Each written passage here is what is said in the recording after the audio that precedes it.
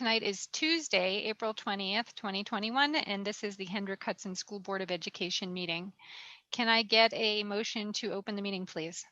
So moved. Can I get a second? Second. All in favor? Aye. Aye. Any opposed? Okay. The Hendrick Hudson School Board of Education will convene an executive session for the purpose of collective negotiations under the Taylor Law, medical, financial, credit, or employment history of a particular person or corporation, or matters leading to the appointment or employment history of a particular person or corporation, or matters leading to the appointment or promotion or demotion or discipline or suspension or removal of a particular person or corporation.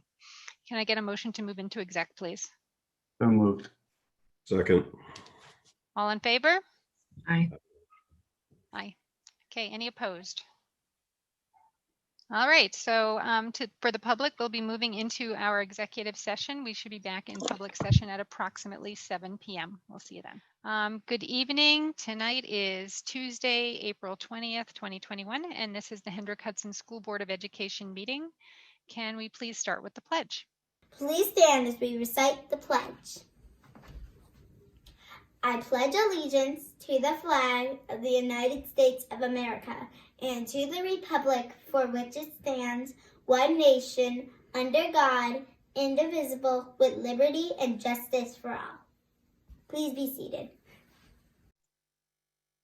Thank you very much. That was lovely.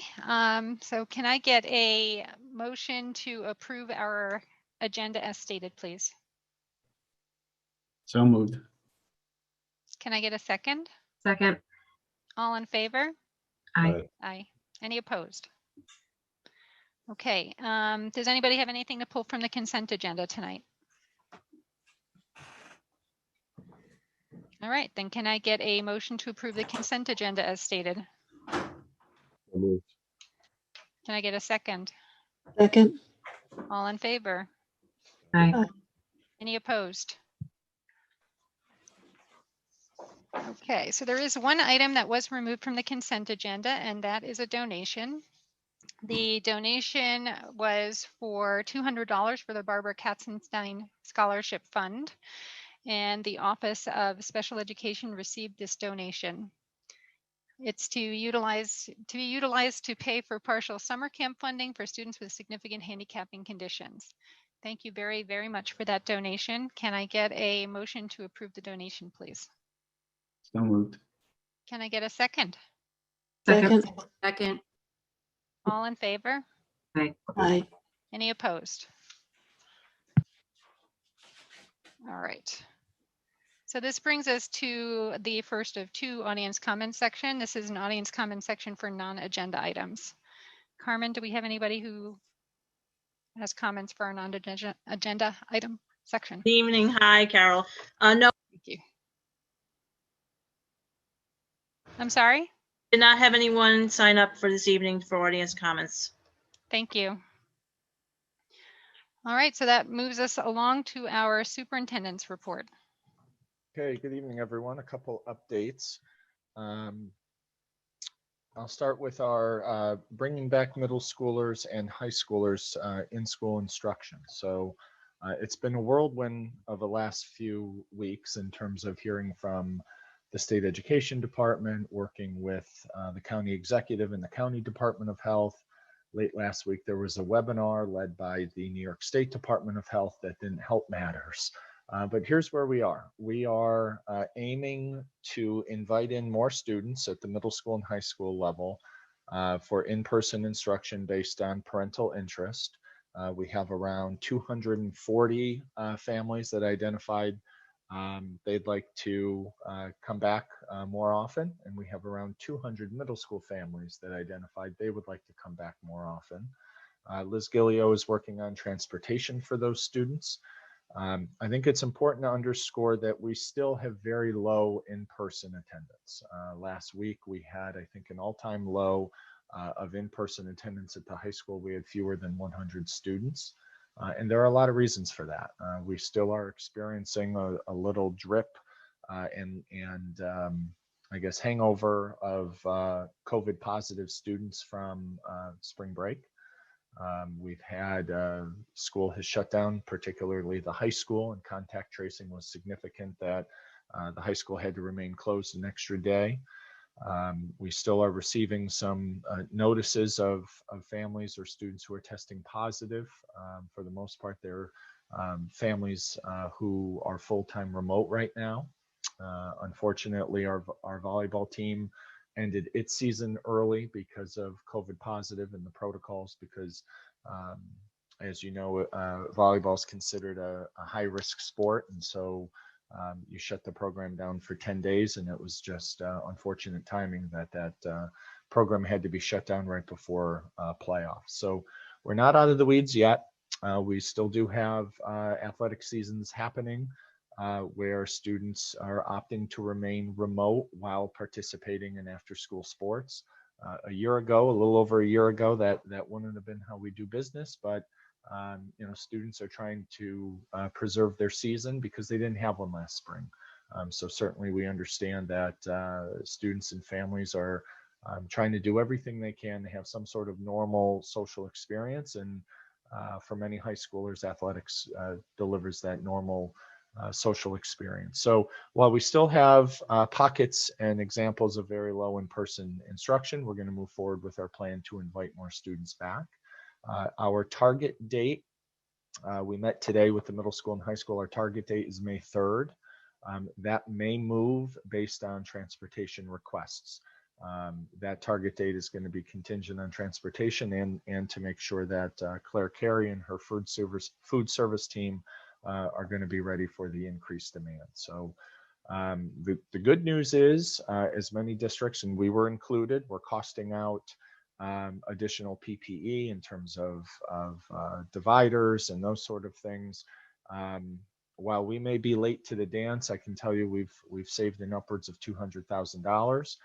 And many of the districts who bought those dividers and additional PPE, they're coming down. And the reason they're coming down is they're actually a hindrance for many students, that they can't see through the divider or the partition to see the whiteboard.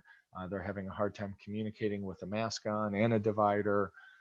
So I guess our a couple week delay not only saves significant resources, but some frustration in terms of what students and staff are experiencing, given that environment that schools were putting together in order to meet the mandate. So we're excited about this. The middle school and high school have the list of families who wish to return. They are going to confirm with those families over the next number of days.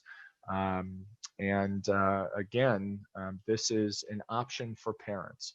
The hybrid model will remain for families who wish to remain hybrid and come in on their assigned days for in-person instruction.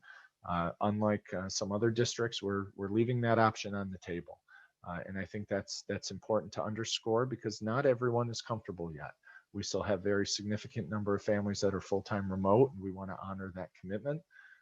We have a number of families who are okay and are satisfied with their sons or daughters coming in 2 or 3 days a week, and we want to honor that as well. The way that we are increasing in-person instruction is we're inviting families that if they wish to send their child in more often, to just let us know, and we'll make sure we have a bus route, and we'll make sure that everyone is appropriately socially distanced, and we have enough space for them. One of the big changes in the guidance from March to April was really about performing groups, about chorus and band, as well as phys ed, that the amount of physical distancing, social distancing, moved from 12 feet to 6 feet. And obviously, social distancing within 6 feet is now permitted without additional barriers. So we're going to make sure our windows are open and we have fresh air blowing around. We have continually been installing new filters, MERV 13 and other approved filters. We also have different devices that are in main offices and libraries and nurses' offices, and those can be moved around to different classrooms as needed. So May 3rd is our target date, and if you are a family that identified you'd like to send your son or daughter in more often, you will hear directly from either the middle school or the high school. There may be a little lag, and I hope everyone can appreciate that the transportation folks are going to need to build some new routes for approximately 240 to 500, or I'm sorry, 440 to approximately 500 students that come back. But we also have a significant number of families that drive their children, and most of high schoolers who are older drive themselves. So May 3rd is the target date. We hope that that target date will coincide with transportation, but that will be a communication that will come from them directly. So signs of normalcy, even though still a lot of indicators are pointing to that we're not out of the weeds yet. Certainly a number of our staff have been vaccinated. Hendrick Hudson had vaccination day 2 weeks ago this Friday. So a number of staff will be fully vaccinated and will not have to quarantine and participate in other DOH mandates as of this Friday. So that's exciting as well. And many students have reported that they're going through the vaccine protocol as well. So things are looking up, but we're not out of the woods yet.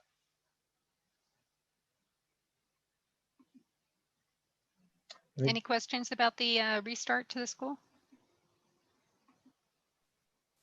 Carol, I don't know if this has to do about restart, but it has to go about coming back in. Because I know my school is tiny, but we're pretty much all back in. My question is this: I've had quite a few emails regarding senior activities, and the senior parents have not a clue what's going on, and they say no communication to them. So do we have plans for a prom, a graduation, anything like that? Because according to them, they know nothing about it, nor has there been any communication to them. I know that there is a senior committee. I was at the high school PTSA meeting last night, and the communication from that usually comes from the PTSA and from Mr. Mackin, the principal at the high school. So I know that there are plans in the works, but it doesn't sound like they've finalized anything yet. But the best thing to do would be to either contact their PTA rep or contact Mr. Mackin if they want details on that. I'm sure as soon as details are available, they'll be available to them. I think they said that they had some plans, but they had to be approved by Joe. So Yeah. On April 12th, the governor came out with additional guidance around graduations and activities, and that also includes PTAs and those sort of things. So tomorrow we're going to share that guidance with the PTA officers. I did meet with the high school last week to go over graduation plans. The senior committee, the steering committee, I forgot what they call themselves, but they had about 2 or 3 contingency plans for graduation. And I don't want to let the cat out of the bag. I'll let Mr. Mackin and his group reveal, but I do know that we have been approved for an in-person graduation, and that will likely take place at the high school. Other activities are also being planned, especially for seniors.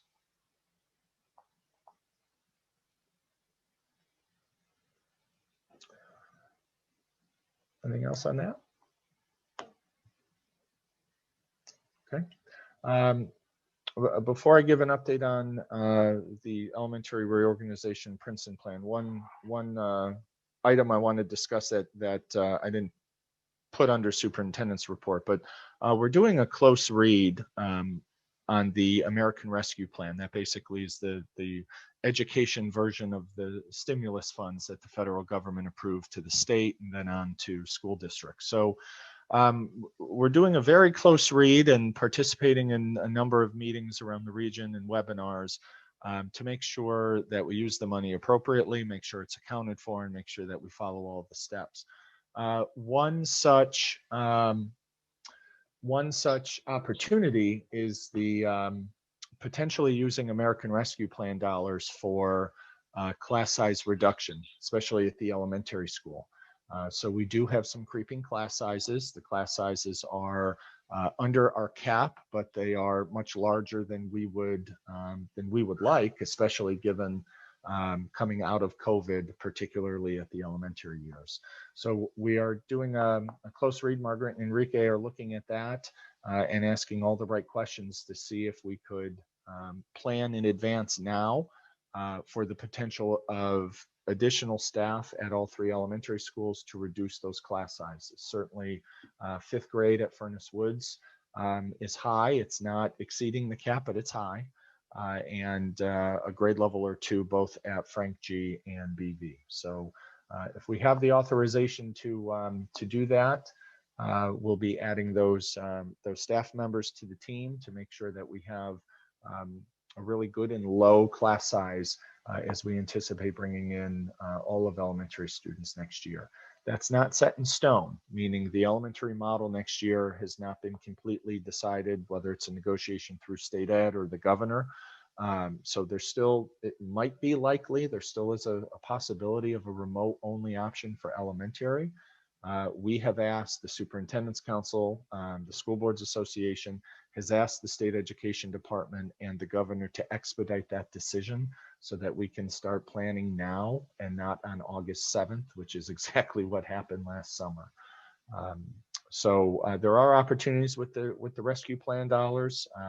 It's going to be highly regulated, as it should, for all districts, not just us, but we believe we're going to have the opportunity to lower class size, particularly at the elementary level, where those were creeping a little higher than we would like. And coming out of COVID, that certainly would be appropriate use of dollars if we're permitted to.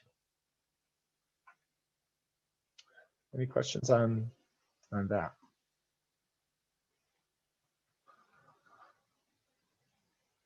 Okay, all right. And for Princeton plan update, Greg, if you want to bring up the PowerPoint, this isn't really a presentation. It's just more of sharing with the board and the community how we'll go through this process. You can go to the next slide, Greg.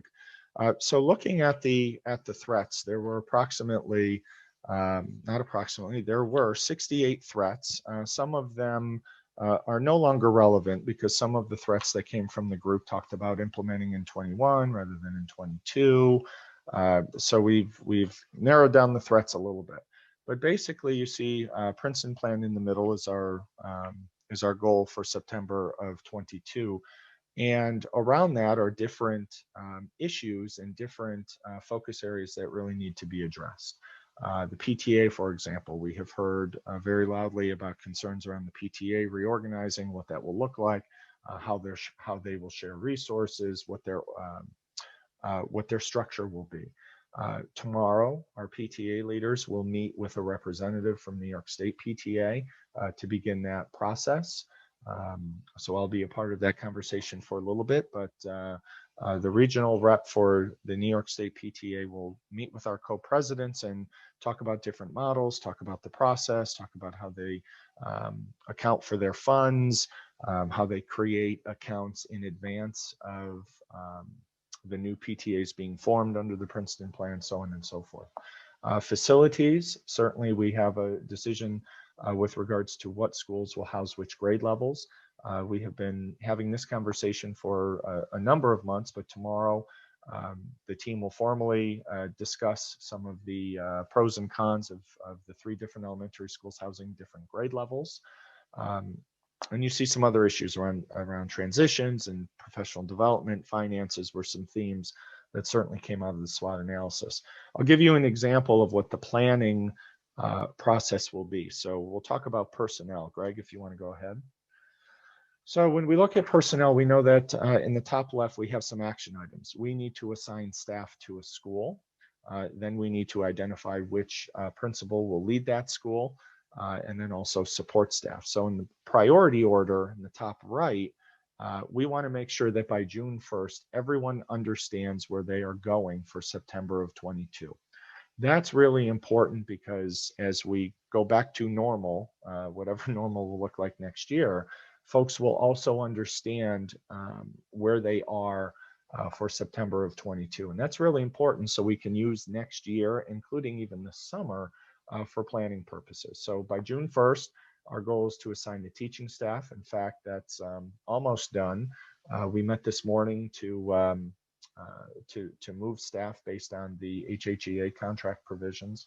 We'll identify the support staff as well, TAs, aides, and monitors. And then lastly, assign a principal to each of the schools. So how we go about this is looking at the bottom left.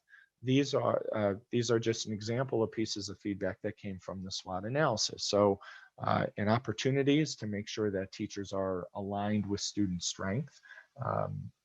And certainly that's a priority for us. Teachers that want to teach in a certain grade level be assigned to that school if it's of strength to them.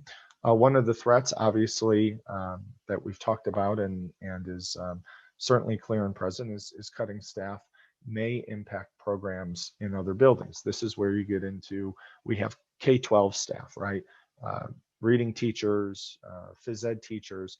Some of these folks, while they have been historically assigned to elementary grades, they are certified K-12. So depending on what the staffing pattern looks like, there may be some folks who have just taught middle school or just taught high school, you name it, may be assigned to the elementary school on paper, and then we'll have a conversation about what the final staffing looks like. And you see another example about losing some staff.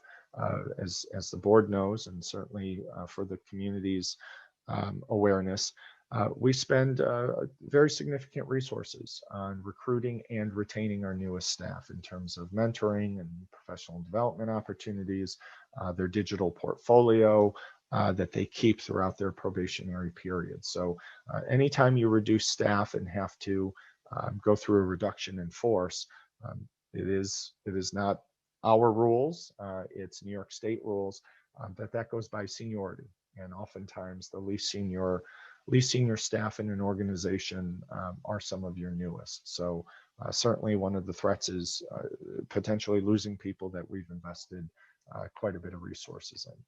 And then lastly, the next slide is really an internal planning document. And this is just a brief example of a meeting we had today, for example, with Margaret, Lisa, Laura, and myself. So we talked about two big initiatives, two big decisions that need to be made. Our self-imposed deadline by June 1st, and certainly will be done sooner than that. But identify the staff to new schools. So a number of steps need to and activities need to take place. Review the sections, how many sections will be needed in the 3 new schools. We meet every Thursday with HHEA leaders to discuss this and other issues, but we'll review the collective bargaining agreement to make sure we're following the process, whether it's by grade, by seniority.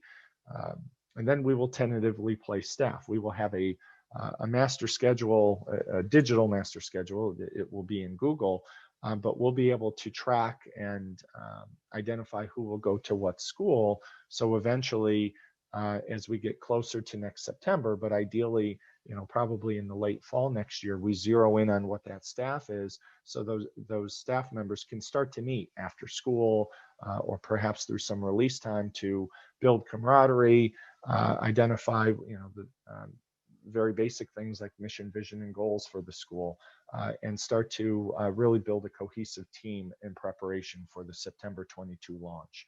You see very standard who's responsible, some of the timeline. One of the main resources we need to use to do this is the teacher contract that spells out in very explicit terms how teachers are moved or transferred, or if you have a reduction in force. And these are meetings that we have every week, as I mentioned. Margaret began this conversation with the grade level leaders a week or two ago and started a FAQ with them.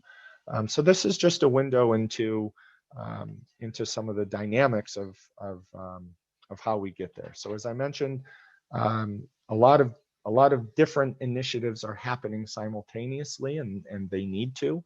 But we'll have some shared planning documents. We also are putting together a Gantt chart, basically all of the decisions that need to be made, people responsible for making them, when those decisions will be made and to whom they'll be communicated. But really what our focus is for the next 6 or 8 weeks are really the mechanics. Get the staffing identified, get the leadership identified, because it's going to be that group that will go through action planning in other areas like transition planning, or certainly Lisa's going to lead the group on SEL and all special ed activities. Margaret will lead the group on staff development and allocating instructional resources. Laura will lead a group on instructional technology. So by June 1st, we'll know, everyone will know what staff will be where and who the principals are, and that will really kick off some of the other planning because we need to know who's going to be in which chair and in which school, and then we'll be able to continue our work. So I wanted to give folks a just a brief update, because as we had been discussing the potentiality of the Princeton plan, we had shared that we had been planning in the background just in case, and these are some of the plans and peek behind the curtain as to what the plans involve, who's involved, and what some of the resources and timelines are. Thank you, Joe. Does anybody have questions? Oh, Corey. I just have one quick question. Will transportation models factor into which grades go into which schools to minimize student ride time? Probably not. And the reason is one of the benefits from having our own transportation models, we have a little more control over our staffing and use of our resources, meaning our buses. Our buses are small buses and our vans. So Liz feels confident that it wouldn't really matter what school has which grade level, because all of the bus rides, especially if you're coming from the Furnace Woods area where I live and you're going to Frank G or BV, they're, I think, 1.2 miles or 1.8 miles away. So it may not play that big of a factor. I'll tell you one thing that is playing a factor is, as we've heard throughout the commentary, transitions. And we have the opportunity, and it's really an opportunity that if you look at it that way, about the use of Furnace Woods as a 4-5 school. And Furnace Woods is separated from the middle school by 2 soccer fields.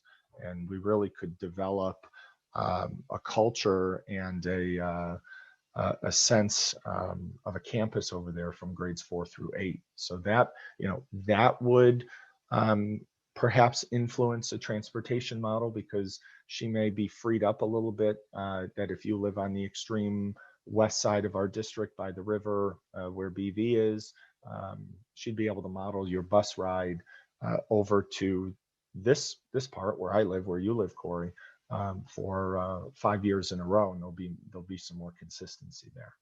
Would there be concerns then of having much older kids, like 8th graders and 4th graders mixed together on the same bus? I'm not suggesting they'll be on the same bus. In fact, no, I'm just saying in terms of ride time. Okay. And what about the potential for a later high school start? Is that being considered as all part of this? Not part of this, because we want to be able to compare apples to apples. I know that that's been a priority discussion in the background of the board, and we wanted to chip away at some other priorities like Indian Point or the reorganization through the cost analysis. Yeah. What many districts have reported, if they do that flip, you're basically just taking your 3 elementary runs and running them early, and then your 2 secondary run, you're basically flip-flopping. It's still the same number of kids that have to go the same distance. You're just changing pickup and drop-off time. Yeah, I'm concerned only because it would impact transportation modeling, right? If you're going to do the later high school, it would impact how you use the buses earlier. Well, it wouldn't, because our transportation model, we're pretty lean, and it's because we have a number of layers, and there's a logistics word for it, and I'm just going to call it layers. That the first layer, the first run is for high school. The second one is then for the middle school. Some buses go out to grab Furnace Woods, because Furnace Woods starts about a half hour earlier, and then the remaining buses grab the 2 other elementary schools. So as long as we keep those layers, we'll be okay, because then we'll meet, we'll ensure that we have enough capacity on the buses if everyone needs one, because we've got about 14 buses on the road at once. Okay. All right. Thank you. Anyone else? All right, thank you, Joe. Thanks for that update. I know everybody's anxious to get details and know when more details are coming, so thank you. And I'll flip it over to our team real quick. If Margaret, you want to lead us off on some updates in your world. Sure. Today we officially kicked off testing season, and it was a very interesting day around the district. We tested 3rd grade and 6th grade today. I also promised you the last time we spoke that I'd give you a brief update on APs. So thank you to Nick for sharing with me the schedule. And what I can tell you is we're offering 20 different AP exams this year. All will be administered at the high school in one location or another, depending on the size of the group. And they are all, except for one, being done on good old-fashioned paper and pencil. Only one exam will be done digitally. You can pretty much count on almost every other day in May there being an AP exam being offered at the high school. So I won't go into the tediousness of each title and location, but they have a plan, and I'm sure they'll execute this without any challenges. So thank you to the high school staff. We'll keep you posted on how we progress with the ELA, which is what we're testing right now. And then in 2 weeks, we go right into math 3 through 8. And then after that, we will finish up at the elementary and middle school with science. Of course, there are Regents exams at the middle school for Algebra 1 and Living Environment, which will take place later on in June. And the NISA-SLAT, which the speaking part of the NISA-SLAT began on Monday. They have through June 9th to finish up the speaking piece, and then they have a shorter window for listening, reading, and writing. So they are coordinating that across the 7 ENL teachers that we have in our 5 buildings. They're a great team and a great support to one another, so they have that well under control, and that is the synopsis on testing. We are also working feverishly with Laura and Lisa and the principals to look at staffing for 21-22. There's some significant movement at the elementary level, and as Joe mentioned, we have some rescue funds that are available to us for gap closing purposes. So we have 3 positions aside from the position that Joe was speaking about, which Enrique and I, and actually Joe, are going to a webinar to make sure we're dotting the I's and crossing the T's. We are creating a reading recovery position, which teaches a specialized reading program in 1st grade, and 2 bridge classes, one class, a 2-3 class at BV and a 2-3 class at Frank G. These 2 grades have some of the kids who have been the most severely impacted at the elementary level by COVID. They were our kindergarten and 1st grade students last year when we shut down in March. So you can imagine how devastating the end of the year was as it relates to their learning goals. And they are this year's 1st and 2nd graders. They will be next year's 2nd and 3rd graders. So because the data that we have for their achievement is concerning, I am looking to create really a copy of the model that Lisa uses at SPED with the skills program. So there will be an intense pullout for the 2nd and the 3rd graders that we identify. They'll be working with a teacher who does not only some direct reading support, but also some pre-teaching into their ELA needs. So we're excited about that. I'm excited to see who raises their hand for that and get together and do some curriculum planning. I will pull on some of the experts in the special ed department to help us think through how we go about choosing what we're pre-teaching in the 2nd and 3rd grade curriculum. So that's exciting. And I'm hoping that we will further learn that we can offer those positions to reduce class size, 1 in each school. There just coincidentally happens to be a section in each grade, in each school that is, as Joe said, butting up against the cap, not crossing over it, but it's enough to be concerned as we come back from COVID. So that's where we are right now with curriculum and instruction.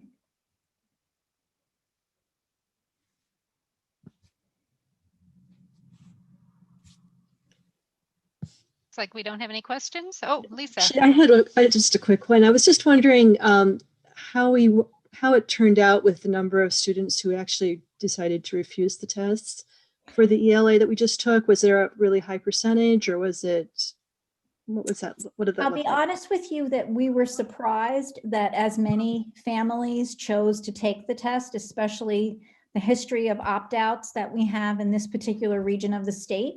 We, shared with our families that the kids who were fully remote had no requirement to come in and be tested. And yet we have quite a number of families who have determined to bring their children in, or we've worked with Liz to make sure they have busing on the days when we are doing the testing. I can't give you a number, Lisa, but when we are done with all 3 grades, I absolutely will report at the next board meeting how many people opted out of that this year. Thank you. Yep.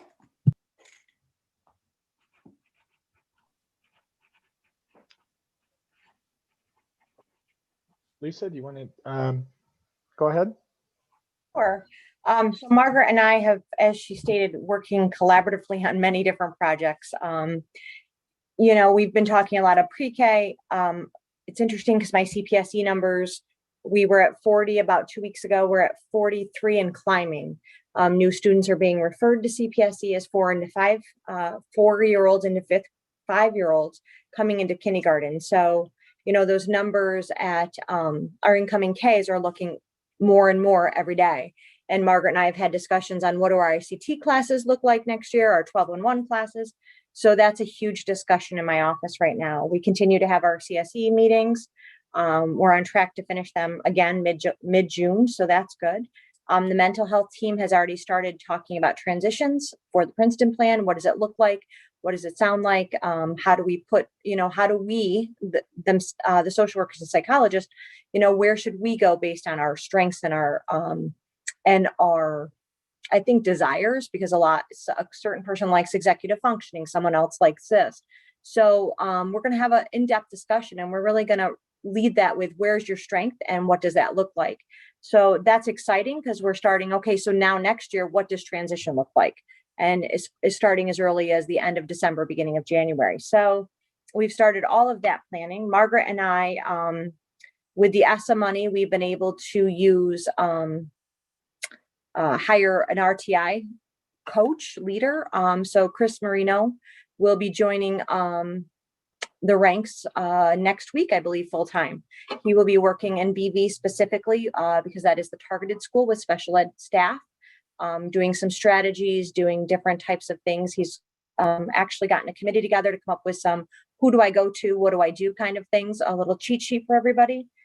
So that'll be something that we implement this year. With the money that we have for rollover, we can actually have the position full-time next year, starting in September. So we have posted for that position. So that is something that's exciting to us, and we will use that K-12 next year. So any of our identified MTSS or RTI students, he can help with those processes along the way and be a great resource.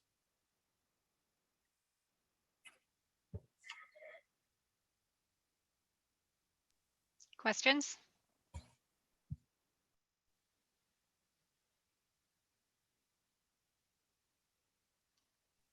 Thank you, Lisa. All right, Laura, why don't you wrap up since Enrique is going to be spending quite a bit of time finishing up some budget deliberations. So we'll go to you. Sure. Basically, you know, in the it's the time where we start doing a lot of planning. So my tech team, we've been starting to brainstorm and meeting with the school principals to talk about how we're going to collect over 2,200 Chromebooks and how we're going to clean them and assess them and manage the damages. And this will be the one summer where we will be collecting this many. So also thinking long-term of what distribution will look like in September and the following years. So trying to organize that. It's going to take a few years to get a clean, organized system based on every year we've been purchasing Chromebooks, but we're on the right track. And, you know, basic tech things, Best Web, which our internet provider was just purchased by First Light. So working with them to do some infrastructure work. With HR, as we've talked about, you know, this is the time where we are looking to move teachers internally per the teachers union across K through 6th grades and manage where people are going. And at the same time, thinking about what that means for a year from now. So a lot of our decisions and conversations are talking about things that are going to impact this coming September, but the following September as well. And then also just we've been working with, you know, I've been monitoring with the state. This is last year, APPR, which is the teacher evaluation system. Because of COVID, that was not a requirement. This year, we're just following really closely to see what they're going to be doing with APPR and see how that's going to impact teacher evaluations. And then we're, you know, also just planning for summer. So between technology and all the programs we're trying to run, especially ESY, trying to just plan that out. And in the vein of testing, with the AP exams, some of those require technology. And also we have the ACT exams happening next week. So my team has been working with Nick Katsaris at the high school on setting that up and making sure we're all set to run the ACTs using our technology.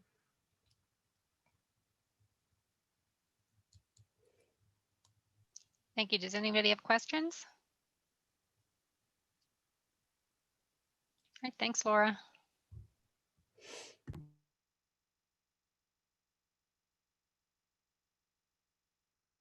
Joe, do you have anything else? No, we're good. Thank you. All right, so that is the end of our superintendent's report. That brings us to our Putnam, Northern Westchester, Boces administrative budget and board election. Carmen, you want to walk me through this? I think we just vote on. You're muted. Yep. Hi. Yes. We just need to vote on, Greg, can you pull up the slide? Scroll down, please.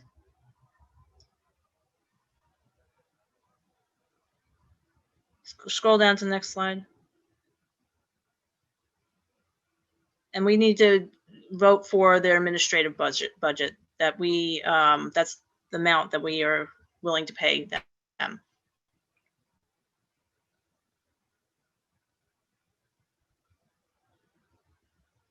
All right, so can I get a vote on the BOCES administrative budget and board election? All in favor of their administrative budget? Say aye. Or Aye. wave your hand. Any opposed? And then Carmen, do we have to vote on the trustees separately as well? I think there, Yes. as No, Enrique's saying yes, and so why don't we just do it and that way it'll be Yeah, done. you need to vote even though it's not contested. Okay. Can I ask one question? Me too. Just what happens if we commit to this funding and let's say there's a contingent budget? Are we still committed to this amount?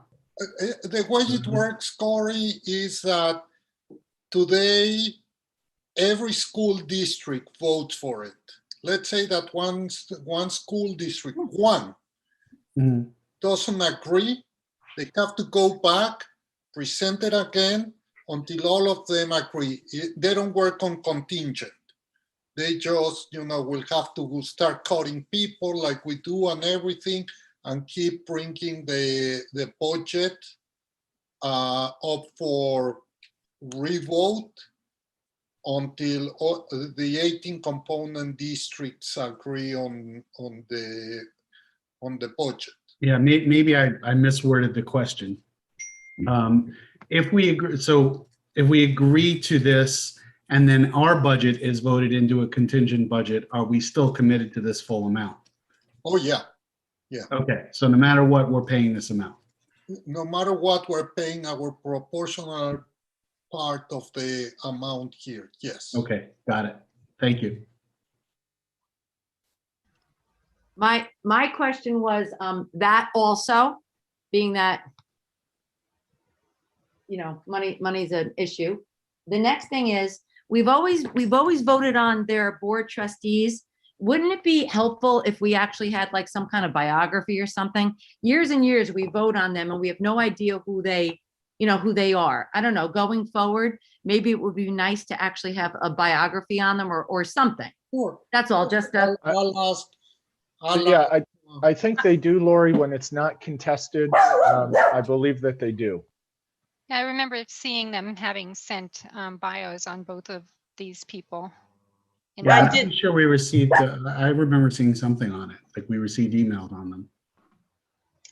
yes, hi everyone. I did email you guys the bios on the trustees runnings that we're running.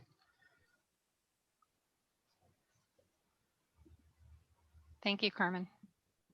Any other questions? I apologize. I don't recall that, Carmen, but I will look back.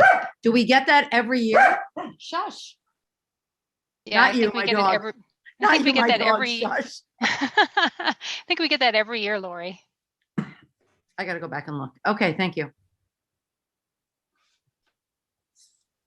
Anybody else have questions before we vote on the trustees?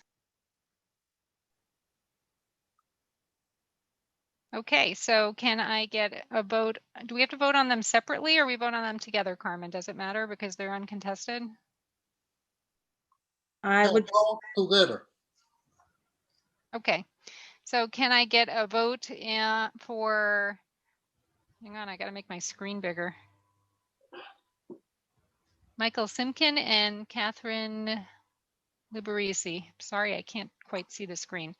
All in favor? Aye. Aye. Aye. Any opposed? All right, thank you.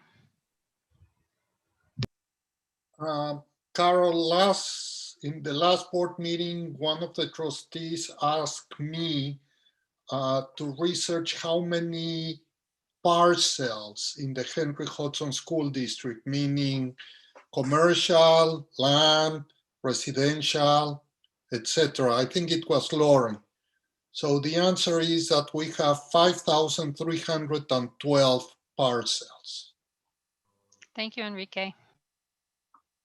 Thanks, Enrique. All right, Carmen, before we move on, did we vote on everything we needed to vote on for the Boces budget and board election? yes, we did. Thank you. All right, thank you. So our next section is our committee reports. I know a few of us were in finance committee. We'll be discussing what we discussed there in our next section. Anybody else have a committee report for us? Lisa, you want to go ahead? We had a Westchester Putnam School Board Association town hall call again today. And a lot of what was discussed are things that we've been talking about in our meeting already. Many of the schools in our area are returning to 5-day in-person schooling for the children. And we also talked about the just the school budgets and, what the challenges are with various school districts for their budgets in our region. And the other thing that we talked about was graduation and proms and Board of Ed meetings being in person versus virtual. So those were the main topics of what we covered today. It was good and useful as always. Lots of great information and learning from our fellow board members in the region. And that was the only committee I was in this week. So. Are there a lot of other boards coming back to in-person meetings or planning on doing that soon? The ones on the meeting, there was maybe half and half, maybe 2/3 were already in person and the other third were still doing virtual. A big part of the discussion was revolving around the audience comments section and how they were handling that, whether they were in person, spoken by the person with their comments or not, and some of the difficulties involved with doing that, which we've been addressing here too. Thank you, Lisa. All right, so that brings us to our presentations and discussions. Enrique, I think this is mostly you. Thank you, everyone. Greg, can you put the first presentation? It doesn't matter which one. No, that's not me. That's Margaret. Okay. Joe, which one do we want to start with? Do we want to start with You Margaret's already or you? told me. All right, Enrique, you're up. Greg?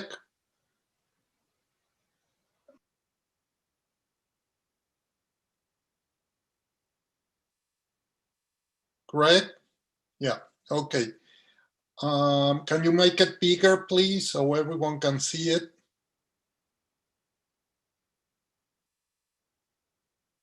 So while we get set, I'll just give a brief overview.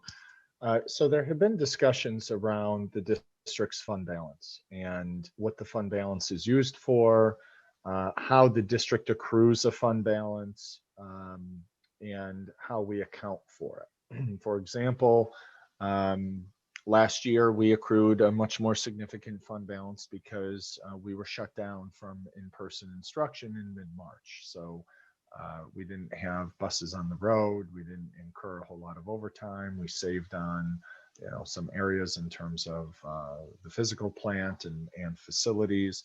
And like many districts, they had an additional fund balance, and that money has certain uses. And as we have been talking about throughout our budget process, Enrique has been sharing a vision and a theory of using the fund balance over time and to offset what would be particularly high potential tax increases as the cessation fund begins to dwindle, as the Indian Point pilot also continues to dwindle, and that is a one-time revenue to offset huge potential tax increases. So we wanted to walk the board and the community one more time through our fund balances, what it can be used for, and I'd even say, Enrique, at the end, if we can remember, talk about how the district is audited, that there is no secret pot of money in the school district. There's no secret bank accounts. The school district's audited annually, oftentimes a couple times a year if the state controller gets involved. And the state controller has been involved in our finances because of the shutdown of Indian Point. So while there are many conversations out there in rumor land, we want to make sure everyone's operating from the same set of data, because this is public information and we are a public entity. And we want to make sure everyone understands what we're doing and the vision behind that. So Enrique, go ahead. Thank you, Joe. I want to start by explaining to the board and the community our fund balance. There's two types of fund balance, what we call an assigned fund balance, that we can use it in any way we want. And then there's the restricted fund balance. For the restricted fund balance, the board in the past set up funds where we can put more money that is restricted only for to pay out of those funds.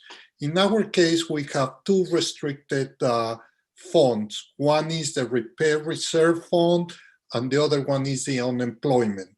Most of the money that we have is in the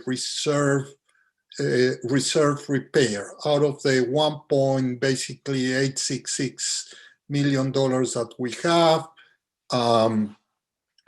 I'll say about $1.8 million are in the repair reserve, even more, and only about $20,000 is in our unemployment.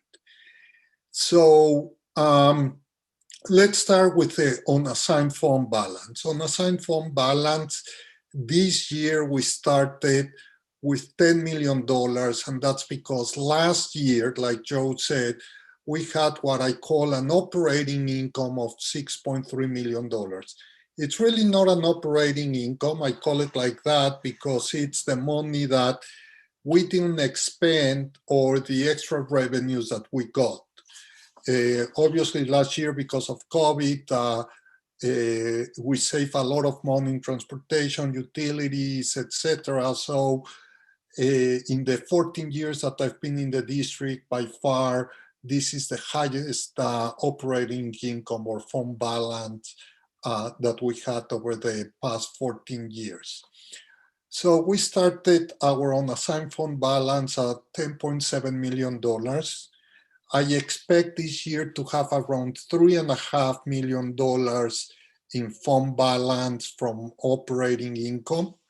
Like we showed several times during our budget time, we're going to use about $2.2 million to reduce the tax levy, and that brings us up to unassigned fund balance at the end of the year of $12 million.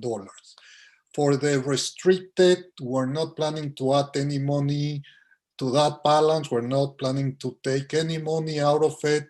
So basically, our total fund balance, which is the last three columns, is going to be $13.9 million at the end of this year. If we move forward, I'm expecting to have about $1.5 to $1.5 million in operating income. But again, most of the money is going to be, we're going to use it to reduce the tax levy. Next year, we're planning to use $5.5 million. The following year, $2.5, 3.4, etc., etc. And like I mentioned several times, the whole purpose of using the unassigned fund balance to reduce the tax levy is to basically try to avoid peak and valleys and know that our tax levies for the next 7 to 8 years are going to be in the 4 to 5% range, rather than that 1 year 1% and the next year 9%. On the restricted fund balance, we really are planning to use very little, only maybe in repairs, about 300,000. Unemployment, definitely we're not planning to use at all, because like I mentioned during our budget time, last year, there were a lot of fraudulent unemployment money that we had to pay. We contested them, and the Department of Labor does not reimburse us money. They reduce future years' unemployment claims. So in general, we have about $5,000 to $10,000 in unemployment claims per year. Last year, we got to about $110,000. And we all know that no one was unemployed because we paid absolutely every person what their salary would have been even without COVID. So in that sense, I'm not planning to have any unemployment, to use any unemployment funds. Actually, probably in a year or two, I will ask the board to have a resolution to take the money out of that reserve and put it somewhere else. But again, it's very little money. We're talking $10,000 to $20,000. So that's where our fund balance is. Fund balance means our savings that we will be using to reduce taxes going forward. This is not money that, yes, we have today $12 million in unassigned fund balance, but that doesn't, or we're going to have $12 million, but that doesn't mean that it's money that we have to pay salaries or to pay anyone. It's money that we're saving because we know that in the future, we're going to need that money so we don't have tax increases of 7, 8, 9%. So I think it's important for the community to understand that we save money because we will need that money going forward. Any questions?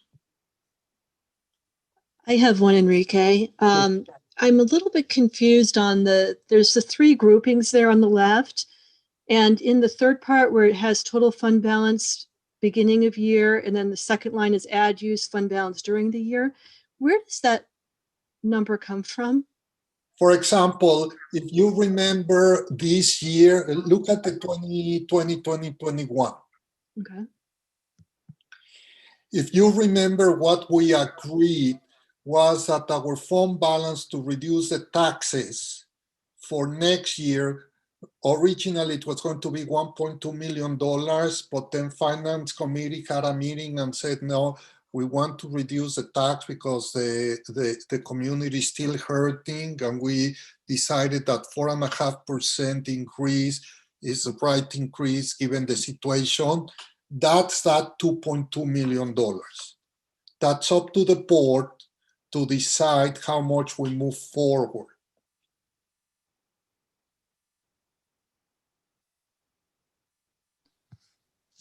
Yes, Lisa? Oh, so that is the 2.2 million in that first grouping of numbers, but then in the second grouping again is restricted fund balance. Right, got that. I don't use. I'm not planning to add or reduce anything because it's only for those 2 funds, the unemployment fund and the repair fund. So I'm not planning to put more money. Mm-hmm. I'm planning to take some money probably in 22, 23 not next year. And I just put $150,000 because it's going, those years that I put some money is because those are difficult years and I might need, I might need to use repair reserves. We use it as needed, but I don't want it to, the board to think that that money is always going to be there, and if we need it, we can take it or anything. We use repair reserve some years because we need it, and we don't have enough money in the budget. And then the third part are the additions of the prior two. It's the total, meaning unassigned plus restricted. So is the 1.275, is that what we didn't spend in last year's budget that's being rolled into the fund balance? Where are you? The one? The third section down with 1.275 million, the add use fund balance during the year. It's the during the year. Where is that number? Is that what wasn't spent the year prior? It's the addition of 3.5 million plus the 0 in the restricted, less the 2.2. So we are adding in total 1.275.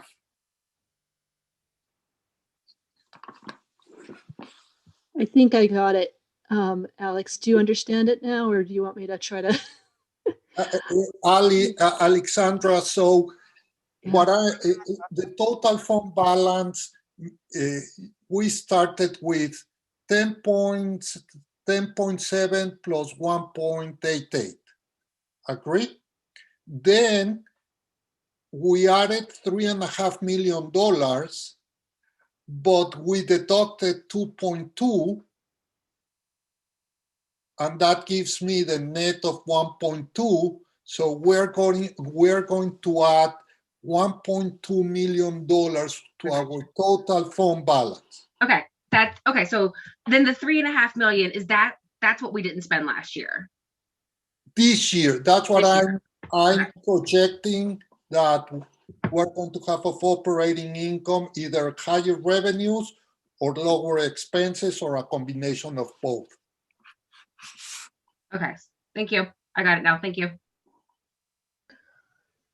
So I want to jump in here and say, how does this happen, right? How do you underspend your budget? Well, it can happen easily. We were here a year ago in a pandemic. Schools were officially closed for the rest of the year, and we were building our budget a year ago for this year, apples to apples, not knowing COVID, not knowing a remote model, not knowing a hybrid model, not knowing any of it. So we had to put together our best guess of an operating budget, given the full liability that schools return and we're back to normal. Now, that's not the case, right? We have fewer buses on the road. They're not traveling as much.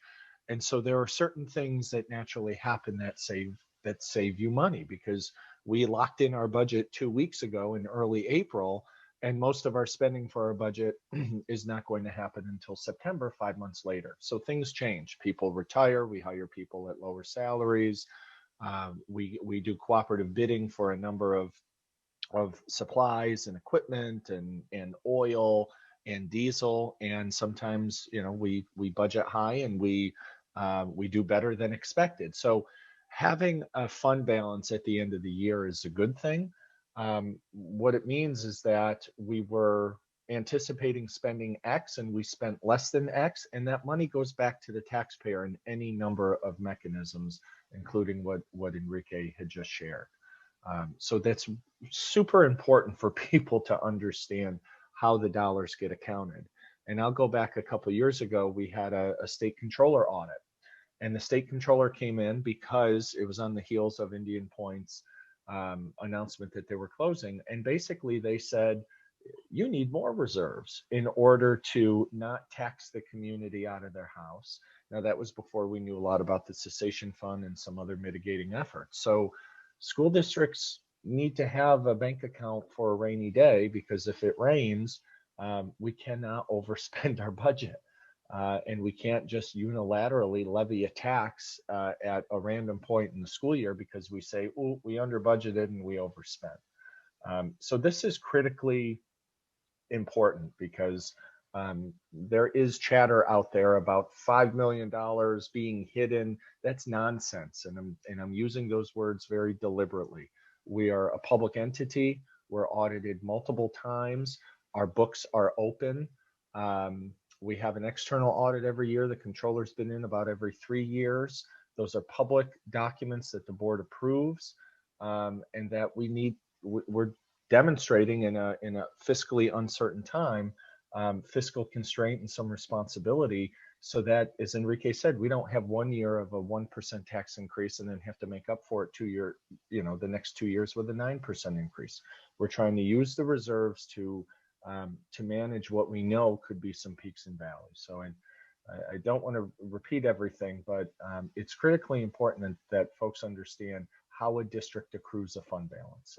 And when you have an $80+ million budget, and you budget for your full liability, what you expect to spend, and if you come in under, that's not a bad thing because those dollars are used to offset tax increases or to build programs for kids in the future. And I want to add the fact that this is a business, but unlike any other business, in the sense that, let's say I'm in a regular business and I expend more, I can bring more revenue. In any other business, it's good times. I hire someone else because I know that my revenues are going to be greater. Here, I don't have that. I know my revenues, and I cannot overexpend because I don't have a way of paying it, because my revenues will never go up. They are set the day that the board sets the budget.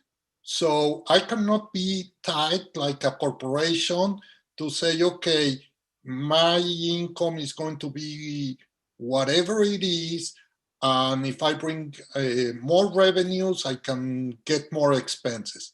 I cannot do that. So I cannot budget, for example, legal fees, 100,000, because if I have a lawsuit, even though in the past 3 years we have only spent 80,000, I cannot do it, because if I get a lawsuit and I have to pay another $40,000, I need to have that money because I don't have extra revenues. So that's what many people don't understand about school districts. You cannot add revenues during that school year. April, when the board votes for the budget, my revenues are set. I might make a couple of hundreds or $1,000 by selling equipment, by anything like that. But at the end of the day, they are set.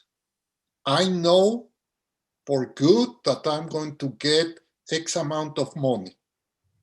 No matter what happens, that's the difference between a school district and a regular business. In a regular business, you don't have your revenue set. I do. I don't have to go out and sell more gadgets. I don't have to do anything, because I know that if the board approves $82 million, I'm going to get $82 million. But if there's a problem and I need to expend more than 82 million, I can't, because I cannot raise more revenues. So that's why the fund balance is so important. Bill, you have a question? Yes, Enrique, on this schedule, the unassigned fund balance looks like it gets quite low in the last 4 years on this schedule. What was our typical, I'm referring to the unassigned fund balance specifically. Yeah. What did we typically have that at pre-Entergy announcing their withdrawal? Because it looks like it's getting Yes, very low in those last 4 years of this. getting very tight. Usually we had it at 3% of the budget. So let's say it was about $2 million. At one point during 2011, when the economy was doing very poorly, we were at 500,000. That's the lowest we've been since I've been here. But I will say that about 3% has been of the following budget has been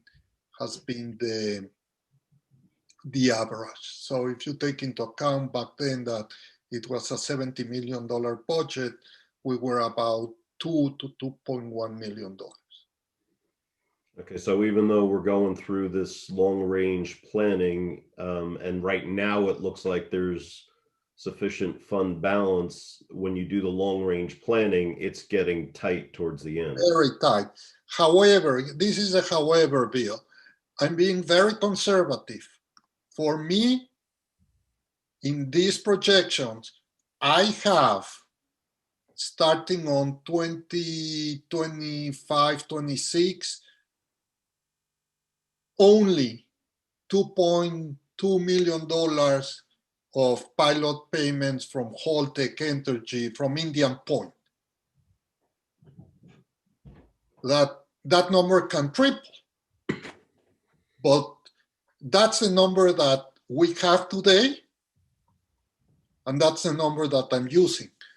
And we're anticipating and hoping for a lot more than that, correct? That's what I'm saying. I'm anticipating 10 million, maybe 8, but definitely more than 2. And let's say that it's 5. You're talking $3 million more in fund balance starting in 26, 27. Okay, so there's, although this is a good projection, it's just that, a projection, and there's a lot of variables to be determined. Stay tuned.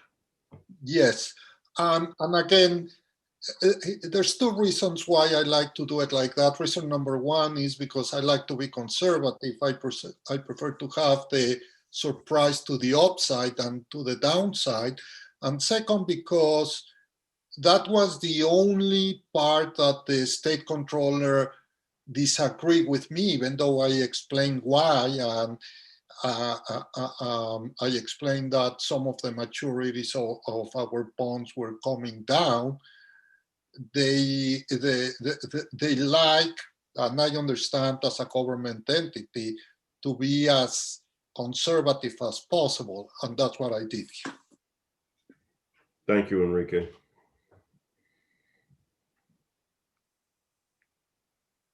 Any other comments or questions? I'm sorry, Enrique. Sorry, that's you. Any other questions or comments? All right, thank you, Enrique. I think we can move on to our next presentation. That it's me again. Greg, please, my next presentation. Joe and I wanted to discuss also with the board and with the community about contingent budget, because there's a lot of misunderstandings about what contingent budget is. The last time we were in contingent budget, I wasn't even in the district. It was 2 years before I came to the district, so it was 2006. So probably most of the families that have children in the district, they never went through any contingent budget, so they don't understand what it is. And I want to explain to everyone, definitely no one, maybe Mary Pat was in the board back then, but I think she was the only one, if anything, if anyone, what a contingent budget means, because everyone needs to understand it to see how detrimental to the education of our children will be. So there's certain rules under contingent budget. First of all, we cannot rent equipment, we cannot rent computers. So basically, our leases that we do every year are gone. Rental of office equipment, we do very little. Outside organizations are not allowed except when there is no cost to the district. That it never happens, because even if it's the custodian spending half an hour cleaning behind it, then it's not allowed. So all these organizations that use our facilities, they won't be able to use it. Capital expenditures are forbidden except in an emergency. Uniforms are prohibited, and every year we buy uniforms for athletics. We also have a cycle, like for example, this year, after 7 years, we're buying the uniforms for the football team. That would not be possible next year. Purchase of equipment is not allowed. And finally, the administrative component of the contingency budget is capped at the percentage of last year. In that sense, as it is today, we're below, so we will have to go to also administrative, but even today we're below last year. So how do we calculate contingent budget? We look at last year's approved tax levy.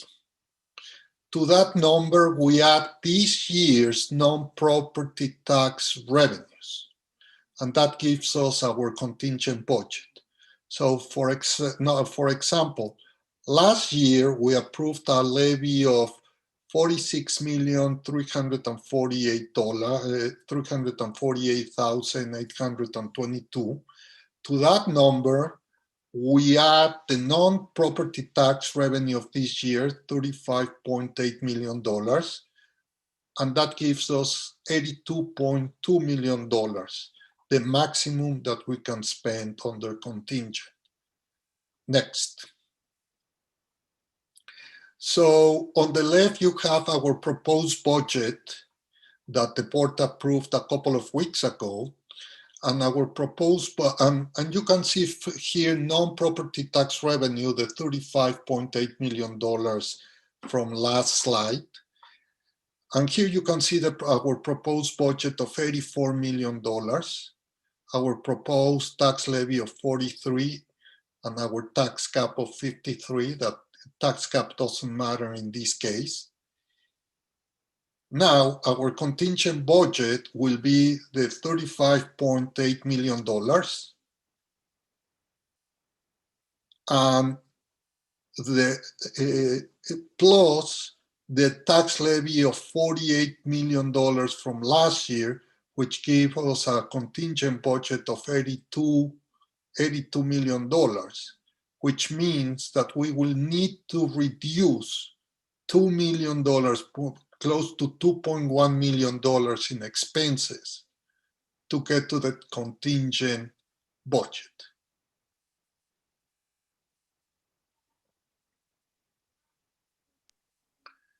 Any questions? Allie. So under the regulations, the rental of office equipment, is that no new leases, or will we have to cancel our existing lease contract? No, we cannot cancel. All our obligations from the past stay there, but the new lease that we are planning to do next year for Laura to buy Chromebooks, we cannot buy the Chromebooks. Okay, and then for the second one, the outside organizations, those are like the scouts and the sports and YA and even the town of Cortland. Oh, okay. So, okay, thank you.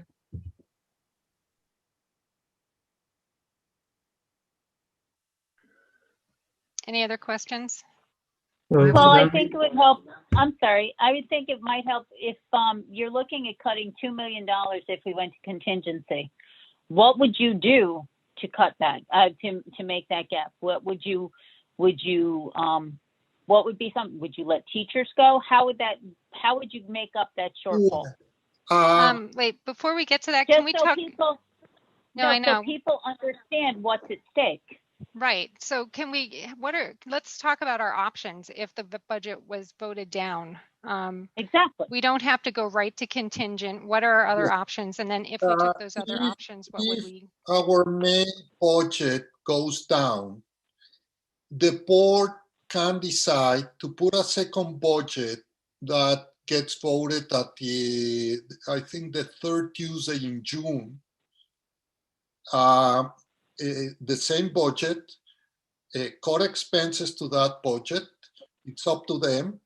Last time that this happened in the district, the year before I came, they put the board decided to put the same budget. The budget was voted down again, and then we had to go to contingent.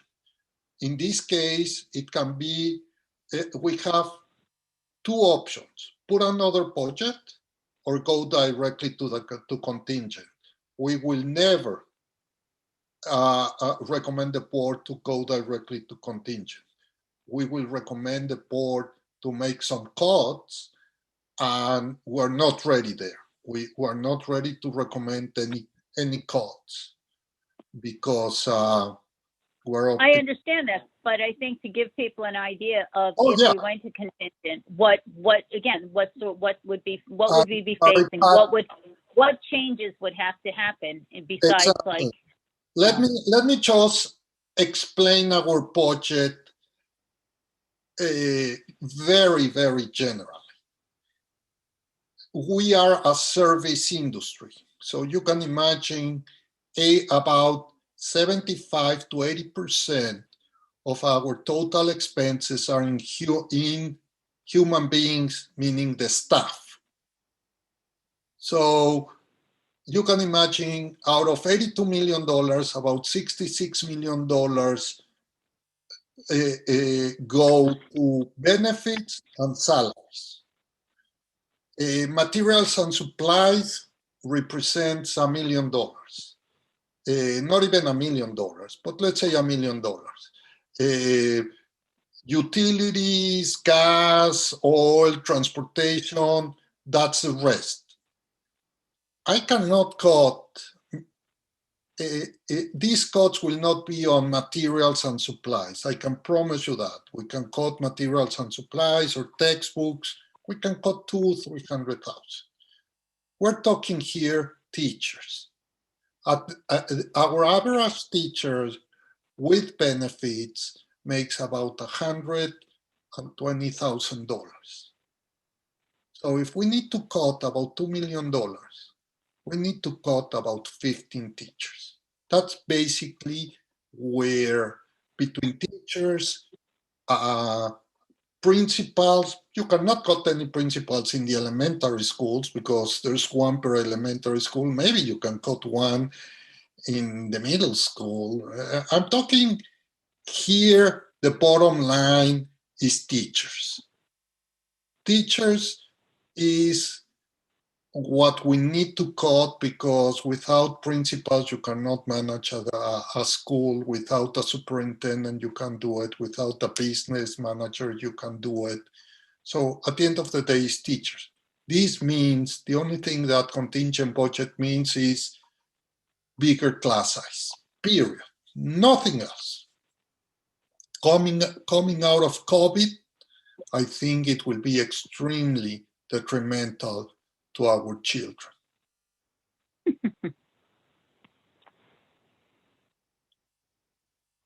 Corey, you have a question? Yeah, I had a question. So last year, there was the potential that if the budget was voted down, there was no opportunity for a second vote. No. So is that an issue this year again, that could potentially happen? Last year is like this year. There were two alternatives, either go directly to contingent or decrease the budget. No, there was something last year where I think that they were saying we weren't going to be allowed the whole second vote. Because of COVID, originally they said that there was going to be no second vote, but I think that at the end the governor changed his mind and said yes. Okay. Yeah, I think that's what happened. Is Yes, there any mention of that? You are correct. You are correct. Okay. Originally, So for this year, is there any potential of that? no, we haven't heard anything. I'll say no. Okay. Last year, the governor went back and say, no way, you know, got too much pressure, so I don't think he will change. And this year, I think I haven't heard anything else, is that the budget is going to be a regular budget in person. Correct. The vote will take place in person. Yep. Yeah, what was a little different last year, and Corey and Enrique are exactly right. We had this conversation last year, and someone asked the question, if the budget fails, where do you cut? And it was almost verbatim. In addition, you also look at what your non-mandated programs and services are. Kindergarten, as crazy as this sounds, kindergarten is not a mandated service for school districts in New York State. If you look at our elective programs that are middle school and high school, they're not mandated. The only thing that's mandated is that kids in high school have to have elective credit in those areas, but certainly not the offerings and the opportunities we provide. Athletics, our extracurricular clubs and activities, those are all not mandated activities. We take them for granted because they're the fabric of our community or any school community, but we would have to look there too, because we can't cut programs that New York State says students need to experience.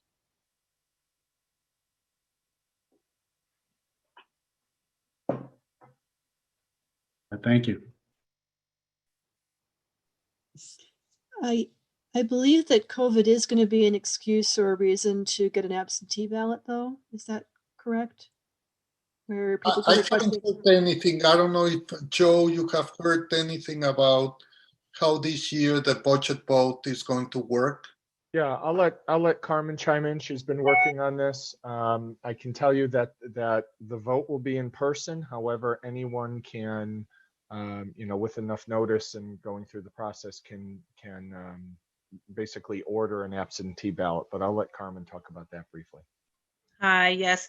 So this year, we're going to have a normal vote, but people can choose to get an absentee ballot. They do have to fill out an absentee ballot application first and send it to me.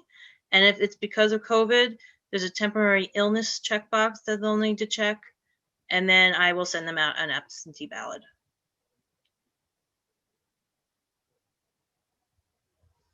Any other questions, Lisa?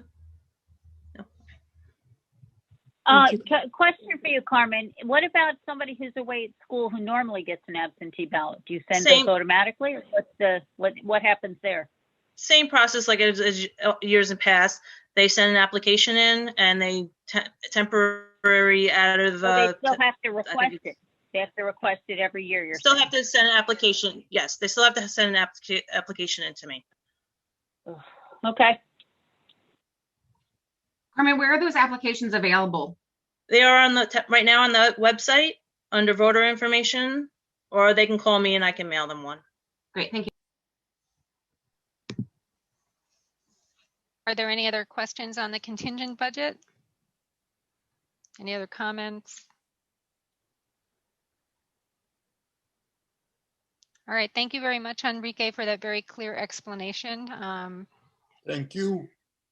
Okay. So we will do a 180 and move from talking about programs that may need to be reduced if the budget fails to programs we are excited to potentially offer for the first time in our school district. As we reported a couple weeks ago, in the enacted budget is the opportunity for school districts to participate in pre-K funding, to receive pre-K funding and to either build their own pre-K program or to partner with existing credentialed and approved pre-K programs in the community. So Margaret and I and Lisa are going to join in and walk everyone through, maybe just me and Margaret. I know Lisa's working on this in the background. We'll walk you through what is in the budget, the potential dollars that could come to Hendrick Hudson, and the opportunity to offer pre-K to our 4-year-olds. So Greg, go ahead.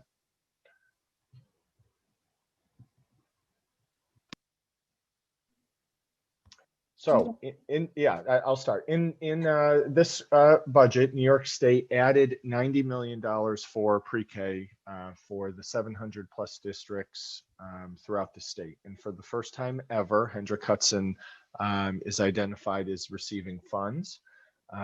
We may be able to, we are permitted, in addition to using the state set aside funds for pre-K, a school district could also always at any time use existing dollars to supplement pre-K. What that means, and just forecasting a couple slides ahead, is that while we're going to receive, or eligible to receive, around $180,000, if we chose to expand our program on our own, we're permitted to do that. We would be permitted to use district resources to offer more seats, as the state says, rather than just the minimal amount that comes from the funding. So that's a misnomer. I want to make sure that people understand that not all school districts have pre-K that is entirely funded by the state. Some school districts use their own dollars to supplement funding for pre-K because they believe in it. We've heard Lisa earlier today talk about the academic or social emotional needs that students who are 4 years old that are coming to us in kindergarten. We know that that's a trend in our community. It's a trend in New York State schools. Also, many pre-Ks were closed last year because of COVID. So while some families may have traditionally leaned on pre-K to jumpstart their child's educational career, many of them did not, were not open last year. So certainly we have seen a trend with students entering our school and going through our pre-K, our kinder camp in the summer, that have some specific needs. And Margaret, if you want to expound on any of that.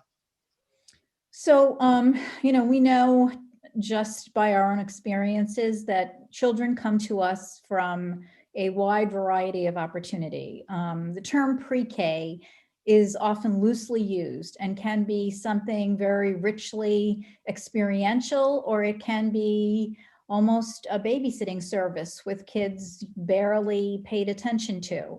And I, as a former kindergarten teacher and former pre-K teacher, I can tell you that as kindergarten folks, we know firsthand what our kids are coming to us with, and those kindergarten rooms often have the widest gaps in instruction.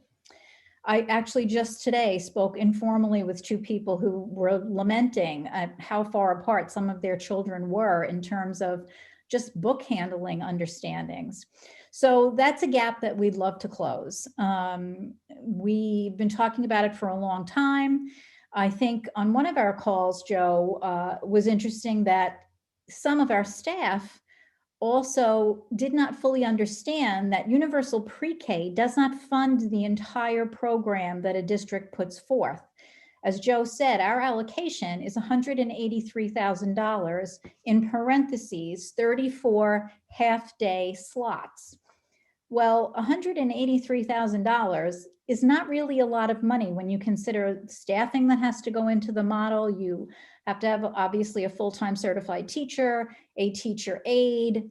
There are restrictions about class size that are imposed by the state that the district would have to write variances for. We need classroom space. Despite all of what seem to be challenges, this is a very significant opportunity for our community. You want to go to the next slide? So there's our allocation. Now, what is still a question for us, and that I'm trying to work on, is am I permitted to use some of the Title I funding that the district receives to expand on the allocation that you're looking at right now? So there are different pots of money that we can potentially apply to this if we decide to move forward with it. I'm waiting for someone up at NYSID to get back to me and explain very clearly what we can, if we can, utilize additional funding streams to expand potentially the 34 seats that are slotted, and obviously be able to fully prepare for students to come, whether it be this September or next September. Next slide. So building the program, the district actually has a requirement to put out an RFP, a request for proposals, with local pre-Ks to partner with them. We would set aside 10% of our allocation for the existing pre-Ks to fund slots in those particular schools for our students. It would be within our district boundaries. And there are certain requirements that would have to be met on both ends. There are curriculum agreements that we would have to come to terms on. There may or may not be some religious concerns. So we're still exploring, as Joe mentioned, exactly what this needs to look like. I've had a few phone calls with districts that have long-standing pre-K programs to kind of learn from them what are the things you need to be prepared to do and what are the things you need to make sure you avoid doing. We're looking at potentially housing 2 classrooms, which with an AM/PM program would provide us with 4 sections of pre-K, up to 17 in a class. And I believe actually that with 17 in a class, it would be 1 teacher and 1 teacher's aide. If you go over that, you need to write a variance or add another teacher aide for the existing program. You want to add anything to that, Joe? I was muted, sorry. The opportunity here is really significant. As Margaret mentioned, we do an RFP, perhaps we have community partners, but it would be really dynamic depending on the situation and depending on the potential situation of the partners. If the pre-K program affiliated with us or partnering with an agency could be housed in our elementary schools, kids then could learn the rules of school at 4 years old. They're identifying classrooms, they're meeting a principal, they're in a flow, they're in a routine. I have been part of school districts where pre-K students participate in art, phys ed, music, that they are really part of the K-12 experience. It's a pre-K.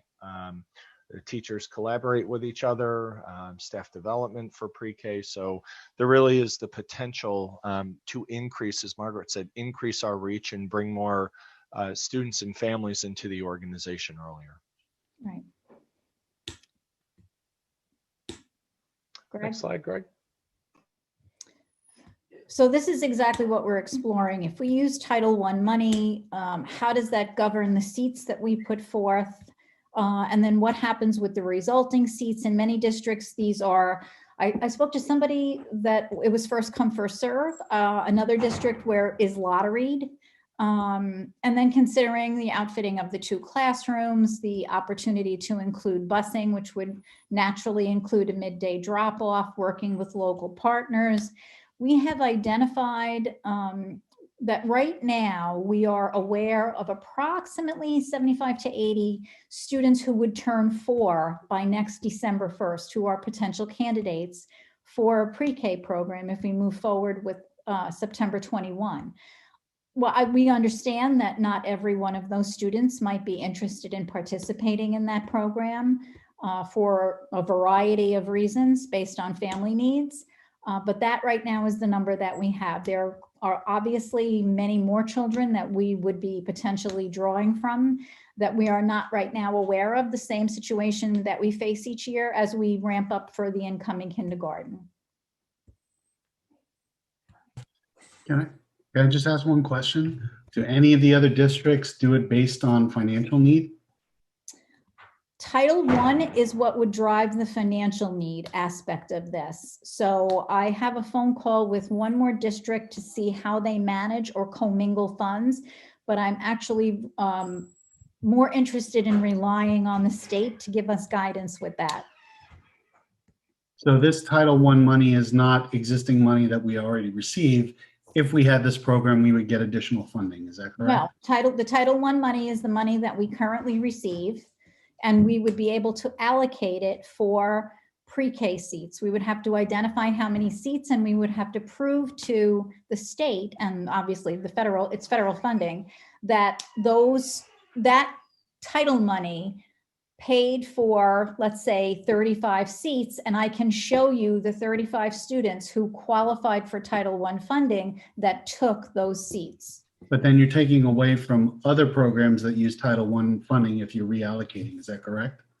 There would be some things that we are not doing, but one of them is Kinder Camp that we run every summer for incoming pre-K kids.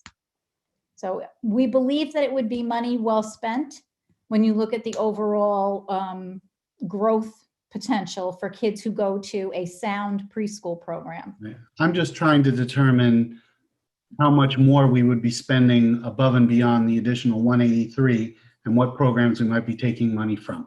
Right. That's And because that's what the one that's thing what- we've all been talking about is saving money. And, you know, I think we said this a number of times, you know, the last thing we want to hear is about spending money on new programs. So if you're coming to us with a net zero proposal here, that's great. But if you're coming to us with additional expenses to offer the pre-K program, I think I at least personally would have a lot of problems with that, with everything else that's going on in the district financially.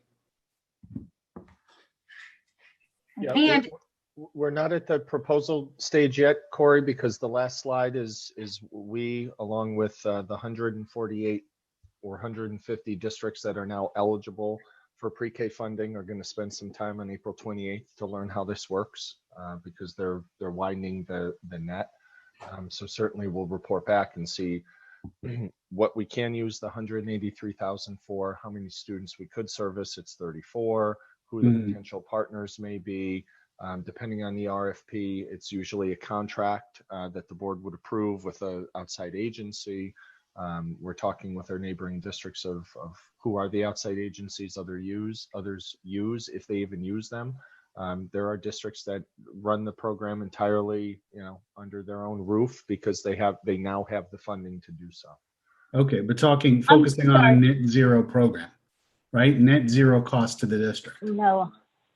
Can Can I ask a question? Me I'm too. sorry, Corey, it's sort of piggybacking on Corey's. I don't understand, honestly, $183,000 is not a lot of money. You figure if it's 34 children, you need to have, that's at least 2 teachers and probably 2 aides, especially with little ones. So that's, you know, you've got to have certified teachers. That $183,000 right there before you buy them a box of crayons, that money is already spent. I mean, that doesn't even include how you would afford. I mean, that 183 would basically pay the salaries and benefits probably and not have enough money, frankly, for 2 teachers and 2 aides for these children. And that's assuming they don't have any other needs, or again, it wouldn't pay for a room. It wouldn't pay for the heat and electric in that room. It wouldn't if you were allocating costs. I think it's a nice idea, but I don't see how that's feasible without supplementing it from our funding.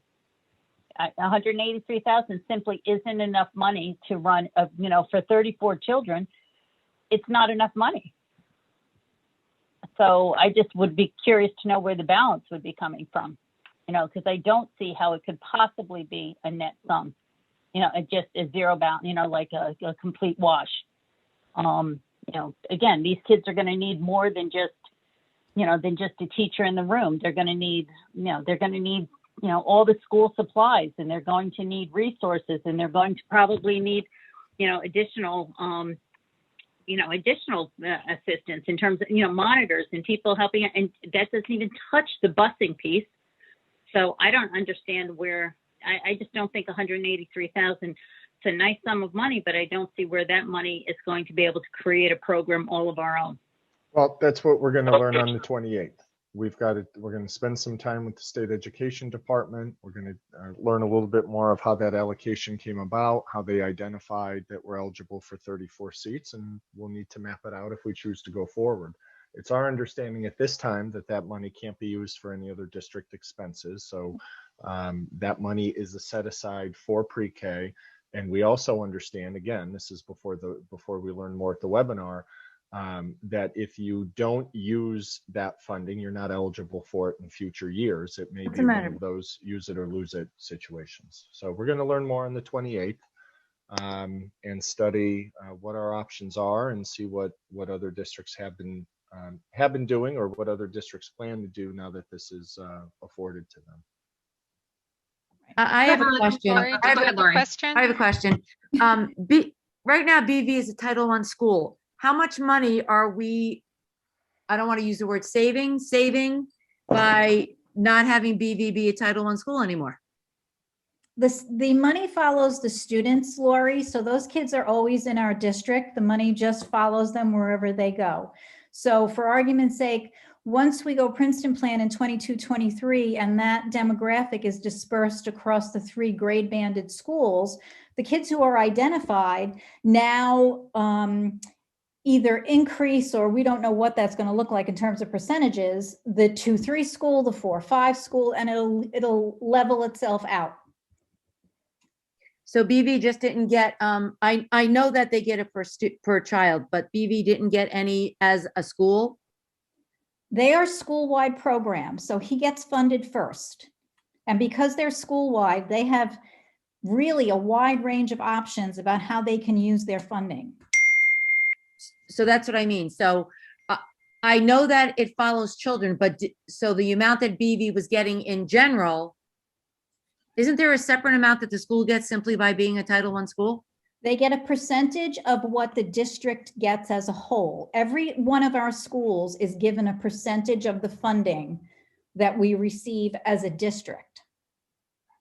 So they get the largest percentage because they're the only title school in the building. It ranges from, I'm not going to remember exactly what his percentage was, maybe 40 something percent. And then the next school under that was Frank G, Blue Mountain, the high school, and Furnace Woods last. But there are percentages, and the way that you fill out the grant and determine what you're using that money for, you likely end up with a school, and I'll use Furnace Woods because they're the smallest percentage, where they're not getting anything from Title I, even though they do have a percentage of children. That burden falls to the district to pick up. So when we run AIS programs, there are programs for kids who require support at Furnace Woods that the district pays for out of its general fund because we've exhausted the Title I money because it's required to be funded that way through the formula. So the first thing that happens is that BV gets the cut that they need. And then with Josh, well, with all the principals, we determine what we're going to do with that funding. Okay, so my question would be, if they're not getting that funding, are we thinking of using that to supplement pre-K? Well, yes, that's what we just said, that we need to find out from the feds through the state exactly how that funding can be now applied to a potential pre-K program. But that's an addition to the 183. Yes, that's a separate amount of money that we get in title funding every year, right? But doesn't that mean you're taking it away from another program to apply it towards pre-K? Like, I'm not understanding that. If we get a pot of money, that pot of money is going towards expenses that we've got to pay. If you're now shifting it somewhere else, who's going to pick up those expenses? There's no wash there. It depends on how much funding we determine to set aside for the pre-K program. They may tell us that, for argument's sake, if we get $200,000 in Title I, they may say you can only apply $150,000 towards your pre-K program. We don't know the answers to that yet. That's why we're doing the webinar. But wouldn't we have applied that $200,000 towards other programs in the district to offset costs? We used it to support an after-school program for kids who are in need. We would do that during the day. So they would go away, right? No, they wouldn't necessarily go away. And I'll give you an example. So we've run after-school programs for reading at the elementary level for many years. Together with Josh and Donna and Cindy, as we examined data, we recognized that it wasn't making any difference for our kids. Nobody was getting better. The attendance was so sporadic that it just wasn't worth it. Josh is a title building. He can use his money for every student in the building, even though they're not all classified as Title I students. He took his money 2 years ago, 1920, and instead of running the after-school program, he brought in professional development to enhance the core instruction in reading. That was how he determined to use his money. Donna took a small portion of her money and she did some of that as well, some coaching with some of her primary teachers. So it's always a give and take because none of this grant money really covers all of the expenses that we incur. But we still have an obligation to make sure kids get what they need. So again, I don't know if they'll let me use any of it, all of it. That's what we're waiting to see if we can find out. And then we have to make the determination, as all of you have just said, if we have $300,000, I'm just pieing in the sky here, to throw at this program, is that enough to make a go of it? Do we restrict the number of seats and go at it differently? I need to paraphrase what you said, Margaret, because it sounds like we will not be able to implement other programs that we had if we repurpose this money for pre-K.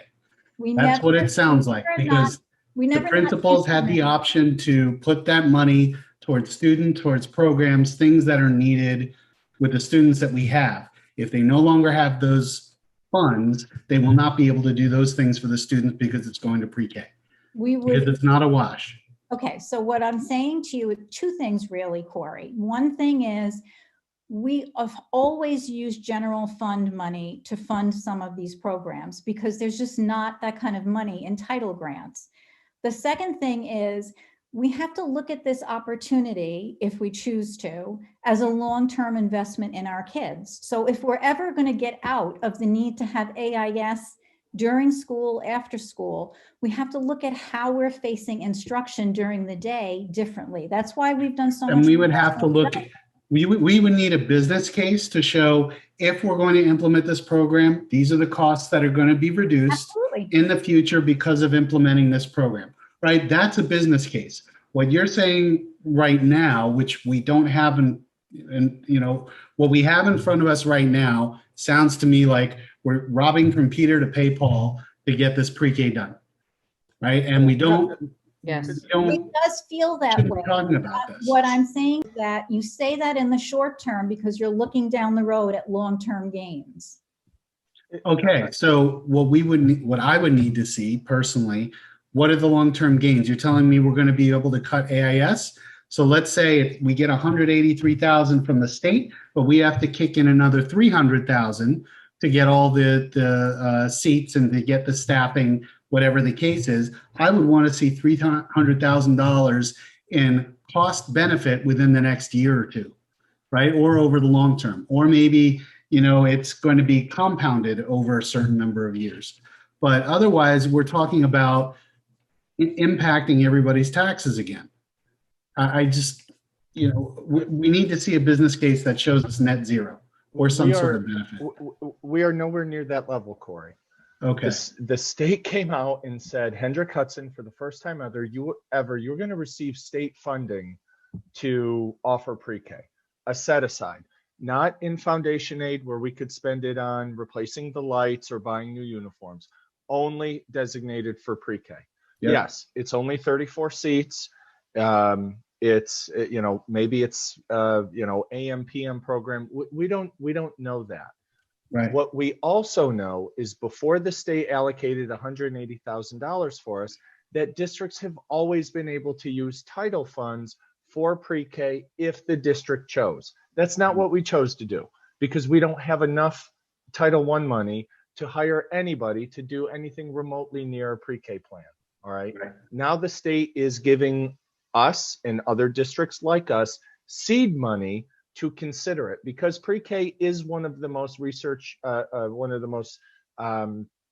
statistically significant research-based interventions that impact student achievement. So the federal government and the state is spending a lot of money and directing a boatload of money to schools, $90 million more in New York State. We are nowhere near a plan, a proposal. We're going to learn more about this in 2 weeks on April 28th. We're not robbing Peter to pay Paul. We are way out in front of our skis on this. What's exciting is that we qualify for pre-K money. Whatever the qualifications are, whatever the criteria are, we now meet it. We have $183,000 that I don't think we want to leave on the table for pre-K.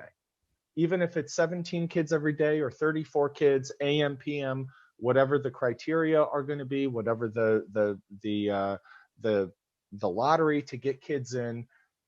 I don't think we also want to leave money on the table. We also don't want to take money from a 5th grade program to pay pre-K, and I appreciate that. We are at the, And I'm 100% on board with you. we are right? exploring. That's So all. exploring, if that's the case, that's Yes. fine. But that's not how this was presented, really, right? Well, no, it was that we have the next slide, Greg, if you could go to the next slide. On April 28th, we'll learn more about the operating aid, supplemental funding, so on and so forth. All right. We're merely saying that for the first time ever, the school district receives pre-K money. We're also saying that we receive Title I money, and districts do use Title I money for pre-K. And I would assume, Corey, that every other district that's having this conversation, there is someone like you saying, wait a minute, if we're going to now take away funding for summer camp, after school, or paying for reading help and direct it toward pre-K, exactly what you said, that we're eliminating one program to fund another. No one wants to do that. But we need to explore what the potential is and what the other funding sources are, because for the first time ever, we have almost $200,000 to engage 4-year-olds in our school district with pre-K that would be free of charge to those families. Right. That's it. Right. In which case, the financial need, I think, should be a primary consideration if we think about doing this. And that's what we need. That's what we need to learn in terms of what the priorities are, what students have, whatever, first refusal, for a lack of a better term. Right. But this is very, very new to us. This has never happened to Hendrick Hudson, and it's exciting and nerve-wracking at the same time. But we have more questions than answers. So we're not committing any money. We're not hiring any people. We're not moving money from one pot to another to support this. We're going to learn. We're going to study it. And we're going to come back to you folks and determine if this is a worthy endeavor. Okay. Thank you for putting it like that. Okay. I appreciate that. Alex, did you have a question still? I have several, but it sounds like they can be tabled until we talk about this again, and Joe and Margaret have more information. Thank you. Okay, thank you. Does anybody else have any last minute questions on this? All right, thank you very much, Joe and Margaret. And we're looking forward to hearing more about this after the webinar and sometime in the near future. That brings us to our next audience comment section, which is an audience comment section on agenda items specifically. Carmen, do you have any audience comments? Sorry, I just had to unmute. Yes, can you hear me, Carol? Just want to make sure you can hear me. Yes, I can hear you. Thank you. Okay. We had one that came in from Janet Malong, and that was on Monday, April 12th. Dear Mr. Hawkwriter, Board and District Clerk, in that you have voted that there will not be district-wide informational mailing, I'm submitting some questions that I asked you to respond to. I read some of the information on the website as you suggested, and I was interested to learn that there is relatively little research on frequent early childhood transitions to new schools. Also, I request that my attached letter be read at the board meeting.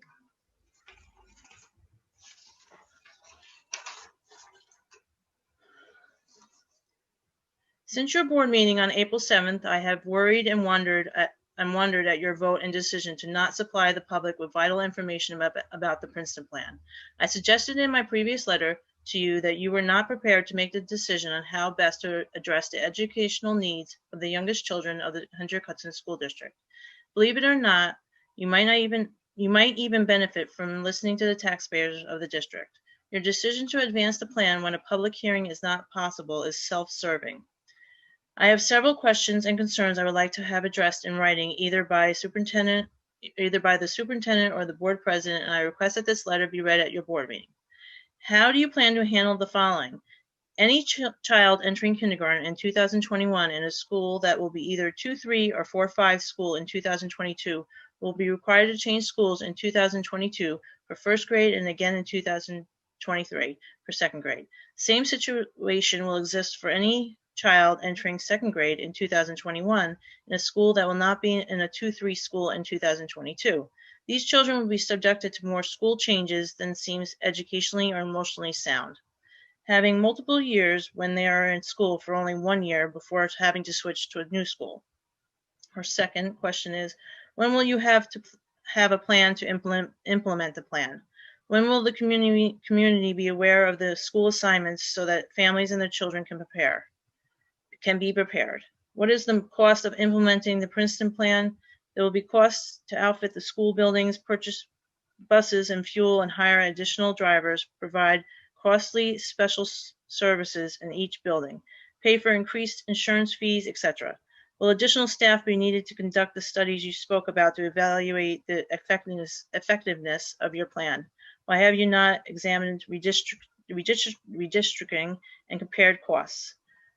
The next question is, what will the tax increase be? Why will the tax increase be 4.5% when the change in program isn't for another year and the district is receiving $8.4 million for the upcoming school year and $65 million over 8 years from the New York State Electric Generation Cessation Mitigation Program? Also, the budget for the 2021 is outside the tax cap when you have an additional $11 million in the reserve fund, 4 times what is allowed by law. I look forward to your correspondence. Sincerely, Janet Malong. That was the only comment we received. Thank you, Carmen. Thank you, Ms. Malong. I think some of your questions were answered this evening, and the rest Mr. Hochreiter can get back to you about. All right, so that brings us to our last section, our board comments and new business. Any new business from the board? I have a question. At what point, Carmen read a letter tonight, and it seems like people are unaware that, you know, the technology has evolved, that we can now, that they can call in. Is there going to be some sort of, how will people know this, that they can actually call in and be able to essentially represent themselves and not have Carmen have to read their letters or have some sort of, have their say? Will they be notified? I mean, how are that, you know, we got a text today saying that this is possible, or a couple of days ago. When will people, you know, the people who really want to know, when will they be notified? So I can answer that. The process to participate in the Zoom, like we had before, was notified on our board agenda, put on our website, and we did a separate notice on our website. In the case of the individual who provided the letter tonight, she was offered an opportunity to speak and declined. She asked that Carmen. Well, I actually got an email today from somebody who actually said, who asked me about this, you know, like just saying, and he can't even find stuff on the website. He's, you know, because that was his question. When will he find out about who's running, who's this? This is somebody who's struggling to find things on the website. And he said that there was, you know, he looked at the agenda. He didn't get the impression that he had the opportunity for any sort of input. And I don't think it's really, you know, widely known. I don't know if, you know, if anybody's heard back. I do believe that, I think if it was more widely known, I honestly think we might have heard from some people tonight. You know, especially given the fact that you were doing a presentation on the Princeton plan. So I do think there needs to be some sort of effort to, you know, so that people know that they actually can, you know, I don't know if we're ever going to meet again. There's ever going to be an open meeting, but there's got to be, now that this is a possibility, I think we've got to make a huge effort to let people know that this is an option rather than just, you know, having their emails read. So perhaps there's a better way than just, you know, putting it on the web, you know, like, I don't know where you put it on the website, but, you know, maybe making it a little more obvious.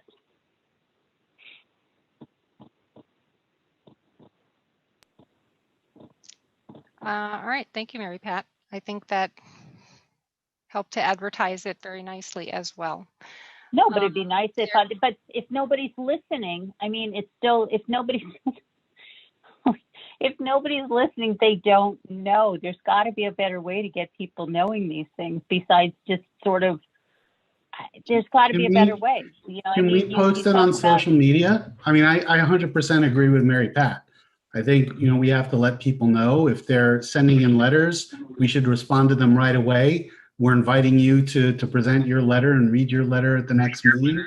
Let's put it on social media, on our district website, make it very prominent. You know, if you want to participate in the meeting, here's the process you need to go through. People have been begging for this. They've been begging for this. So let me answer the question. It's on social media.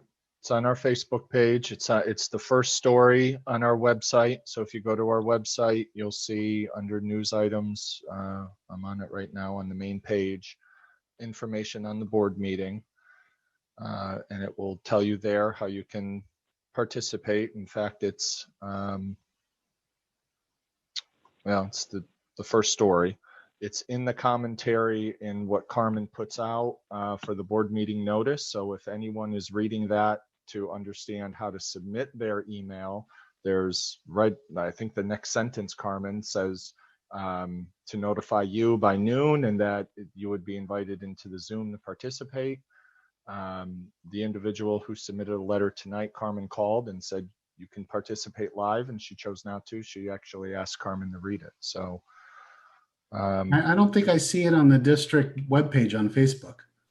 I just see a notification about the board meeting, nothing about. And if you click on that, I guess the main paragraph right in the middle says email Carmen Koch, must be received by noon. Individuals submitting comments will be provided access to enter the meeting via Zoom and provided 3 minutes to read their comments. That's on the Facebook, Hendrick Hudson School District Facebook? That's on the website. Right. I'm talking about Facebook. You said it was posted on social media. Yeah, if you go to Facebook, and I don't do Facebook, so I probably can't access this, but I'm on Facebook from our website. I'm looking at it. It was. I think that's where most people go. It was posted at 7:31 yesterday morning. Click here for more details about the meeting, and I can't click on it, but if you click on it, but there's nothing. I think what Mary Pat is saying, right? As in communications, if you want that to be your main thing, it's got to be before you have to click on anything else to go. Like our statement should say, hey, there's a board meeting. If you want to make a live statement, please contact Carmen Koch by this date, read more here, and then click, right? Because otherwise people are not going to know. And I think this is just, this is something that we could do better.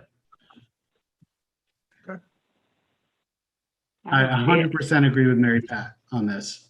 And Facebook is probably the main media in social media for our district parents, if they're using social media. And then others are using email, and an email notification would be great also. Ori, holy crap, I'm agreeing with you because that's been my thing for months now. If we can, so we're thinking like people who don't have children in the district would like to participate and they don't know what's going on and life is busy and they're not going to go onto the website. Why can't we get the emails? You had to do 3 links to get that brings you back to the board, back to the exact article that you had to go through a link to get on the website. I mean, 3 links. You had to.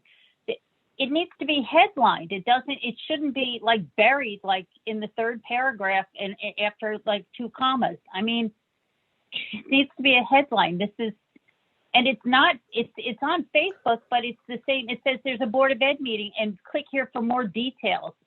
It doesn't. It's not obvious, and it's not. If you're not, unless you are truly looking for it, it's coming. It's not. You're not going to know.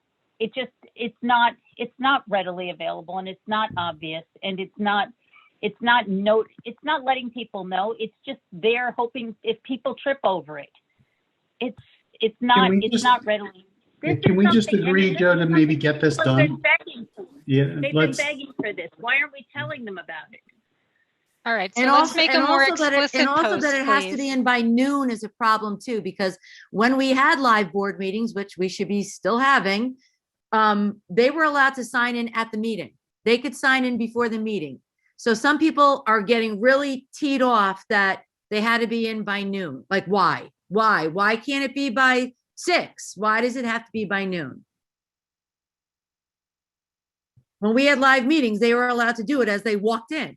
And well, I could see logistically, like you want to cut it off at a certain time because Greg's got to prepare to get people the access code to get in, and we've got to budget the time for them. We've got to tell them when they're coming on, when they should be prepared.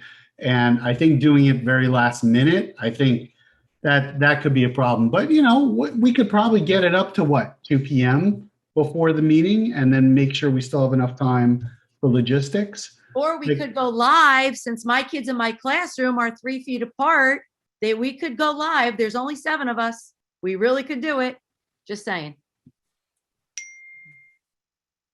Well, I think we are live. No, what do you in mean? person. Wow. So we're asking teachers to come into school. We're asking our kids to come into school. All my kids are in school. They've never been happier. Nice and safe. The CDC guidelines say 3 feet apart with a mask on. We could be 6 feet apart very easily. And then Well, we could have people come in. We have 58 people watching now. I don't know where you've been. And they could still watch. So we could still live stream it and they could still watch from their homes. Yeah, live streaming a group. We saw that when we tested that out. That just didn't work. Like that, people couldn't hear us. They couldn't see us. They couldn't understand what was going on. I think from a Zooming standpoint, this is leaps and bounds better than what we originally had from a streaming standpoint. So I agree, but I think we should be back in person again. If we need to do something outside at a pavilion, I think we should do that too. Well, the restrictions are changing on a weekly basis, so let's just keep our ears open and see what. But the restrictions are right now that we can meet in person, and we're not doing it. They say that we can, so we can. Other boards are doing it. Yep. We should be doing it. There are some boards that are and some boards that aren't, actually, just to clarify that. It's probably 50-50, maybe a little bit more. It's doable though. It's not an inconceivable. It's doable if one wants to do it. Right. That's the key. You have to want to be able to do this and to, and people want it too. So, but again, the board has to want to do this. I think there are a lot of people that do like this format more. Right. I mean, we've discussed this at board meetings before. We've looked at the monetary. We've talked about it. We can revisit it again. We can put it on an agenda at the next board meeting if you like. But we've had this discussion several times, and it's always dismissed, though. It's always dismissed, and we never say, "Okay, let's do it." We're allowed to do it. No, because we are allowed to do it. My kids are in my classroom. We're 3 feet away from each other. We are adults. We could sit around a table and do this very nicely. I just don't get it. I don't understand. I would like to say it, Lori, it's not dismissed. It's agreed to continue remote. Right. Do you want to take a vote now? I mean, as to who wants to continue this way? What a shame. I just don't understand. We do this all the time. And I just don't understand. Our point, we're supposed to be talking to people. We're supposed to be communicating. And all we're doing is talking at them. We're talking at people. I mean, we finally get the opportunity to have the Zoom like back and forth.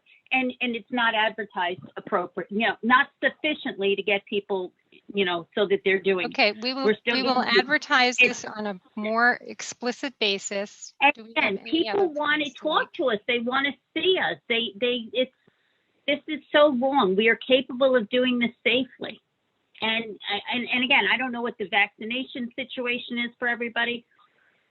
Again, as Lori said, we could do this outside. It's beautiful weather. It's like we could do this outside. I think that the safely. audio logistics of doing this outside would be very difficult.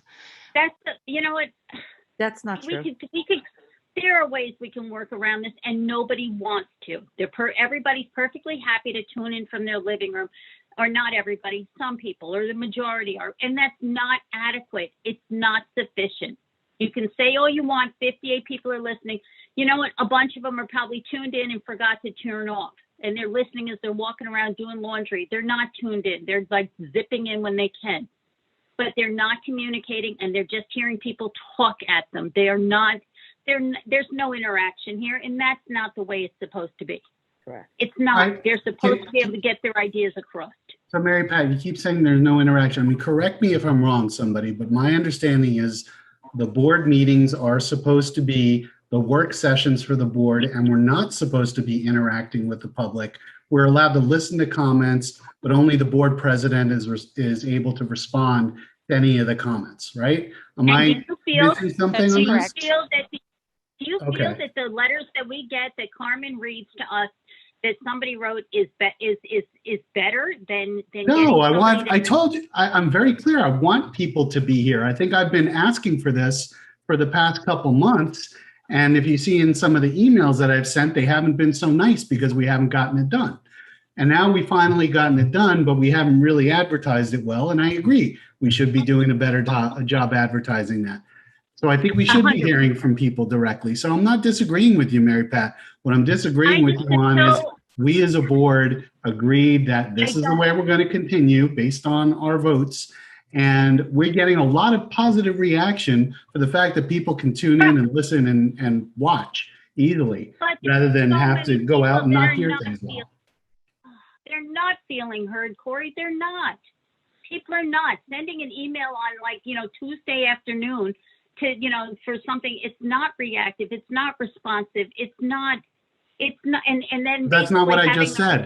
Mary Pat, that's not what I said. Having somebody read a letter and Carol saying, "Oh, Joe or I will get back to you. Thank you very much," is not. There's got to be more than that. People. Mary Pat, I agree with you. I'm not disagreeing with you. I don't understand why we're still talking about this. Right? They said that they would change the social media, and I'm agreeing with you. So I don't know why you're still arguing with me. Because we're doing this from our living rooms and nobody leaves their home, Corey, and it's important for us to see people face to face. I firmly believe that it's important to see the people whose lives we're making decisions for, that we should see them and we should get a feel for it. Somehow getting it in a letter that Carmen is reading to us is not the same thing. Just saying. Okay, we have Zoom capability. I think we're saying the same thing over and over again. Can I have a motion to close the meeting, please? So moved. Can I get a second? Okay. All in favor? Aye. Our next meeting is on May 5th, and that will be a Wednesday. Thank you very much.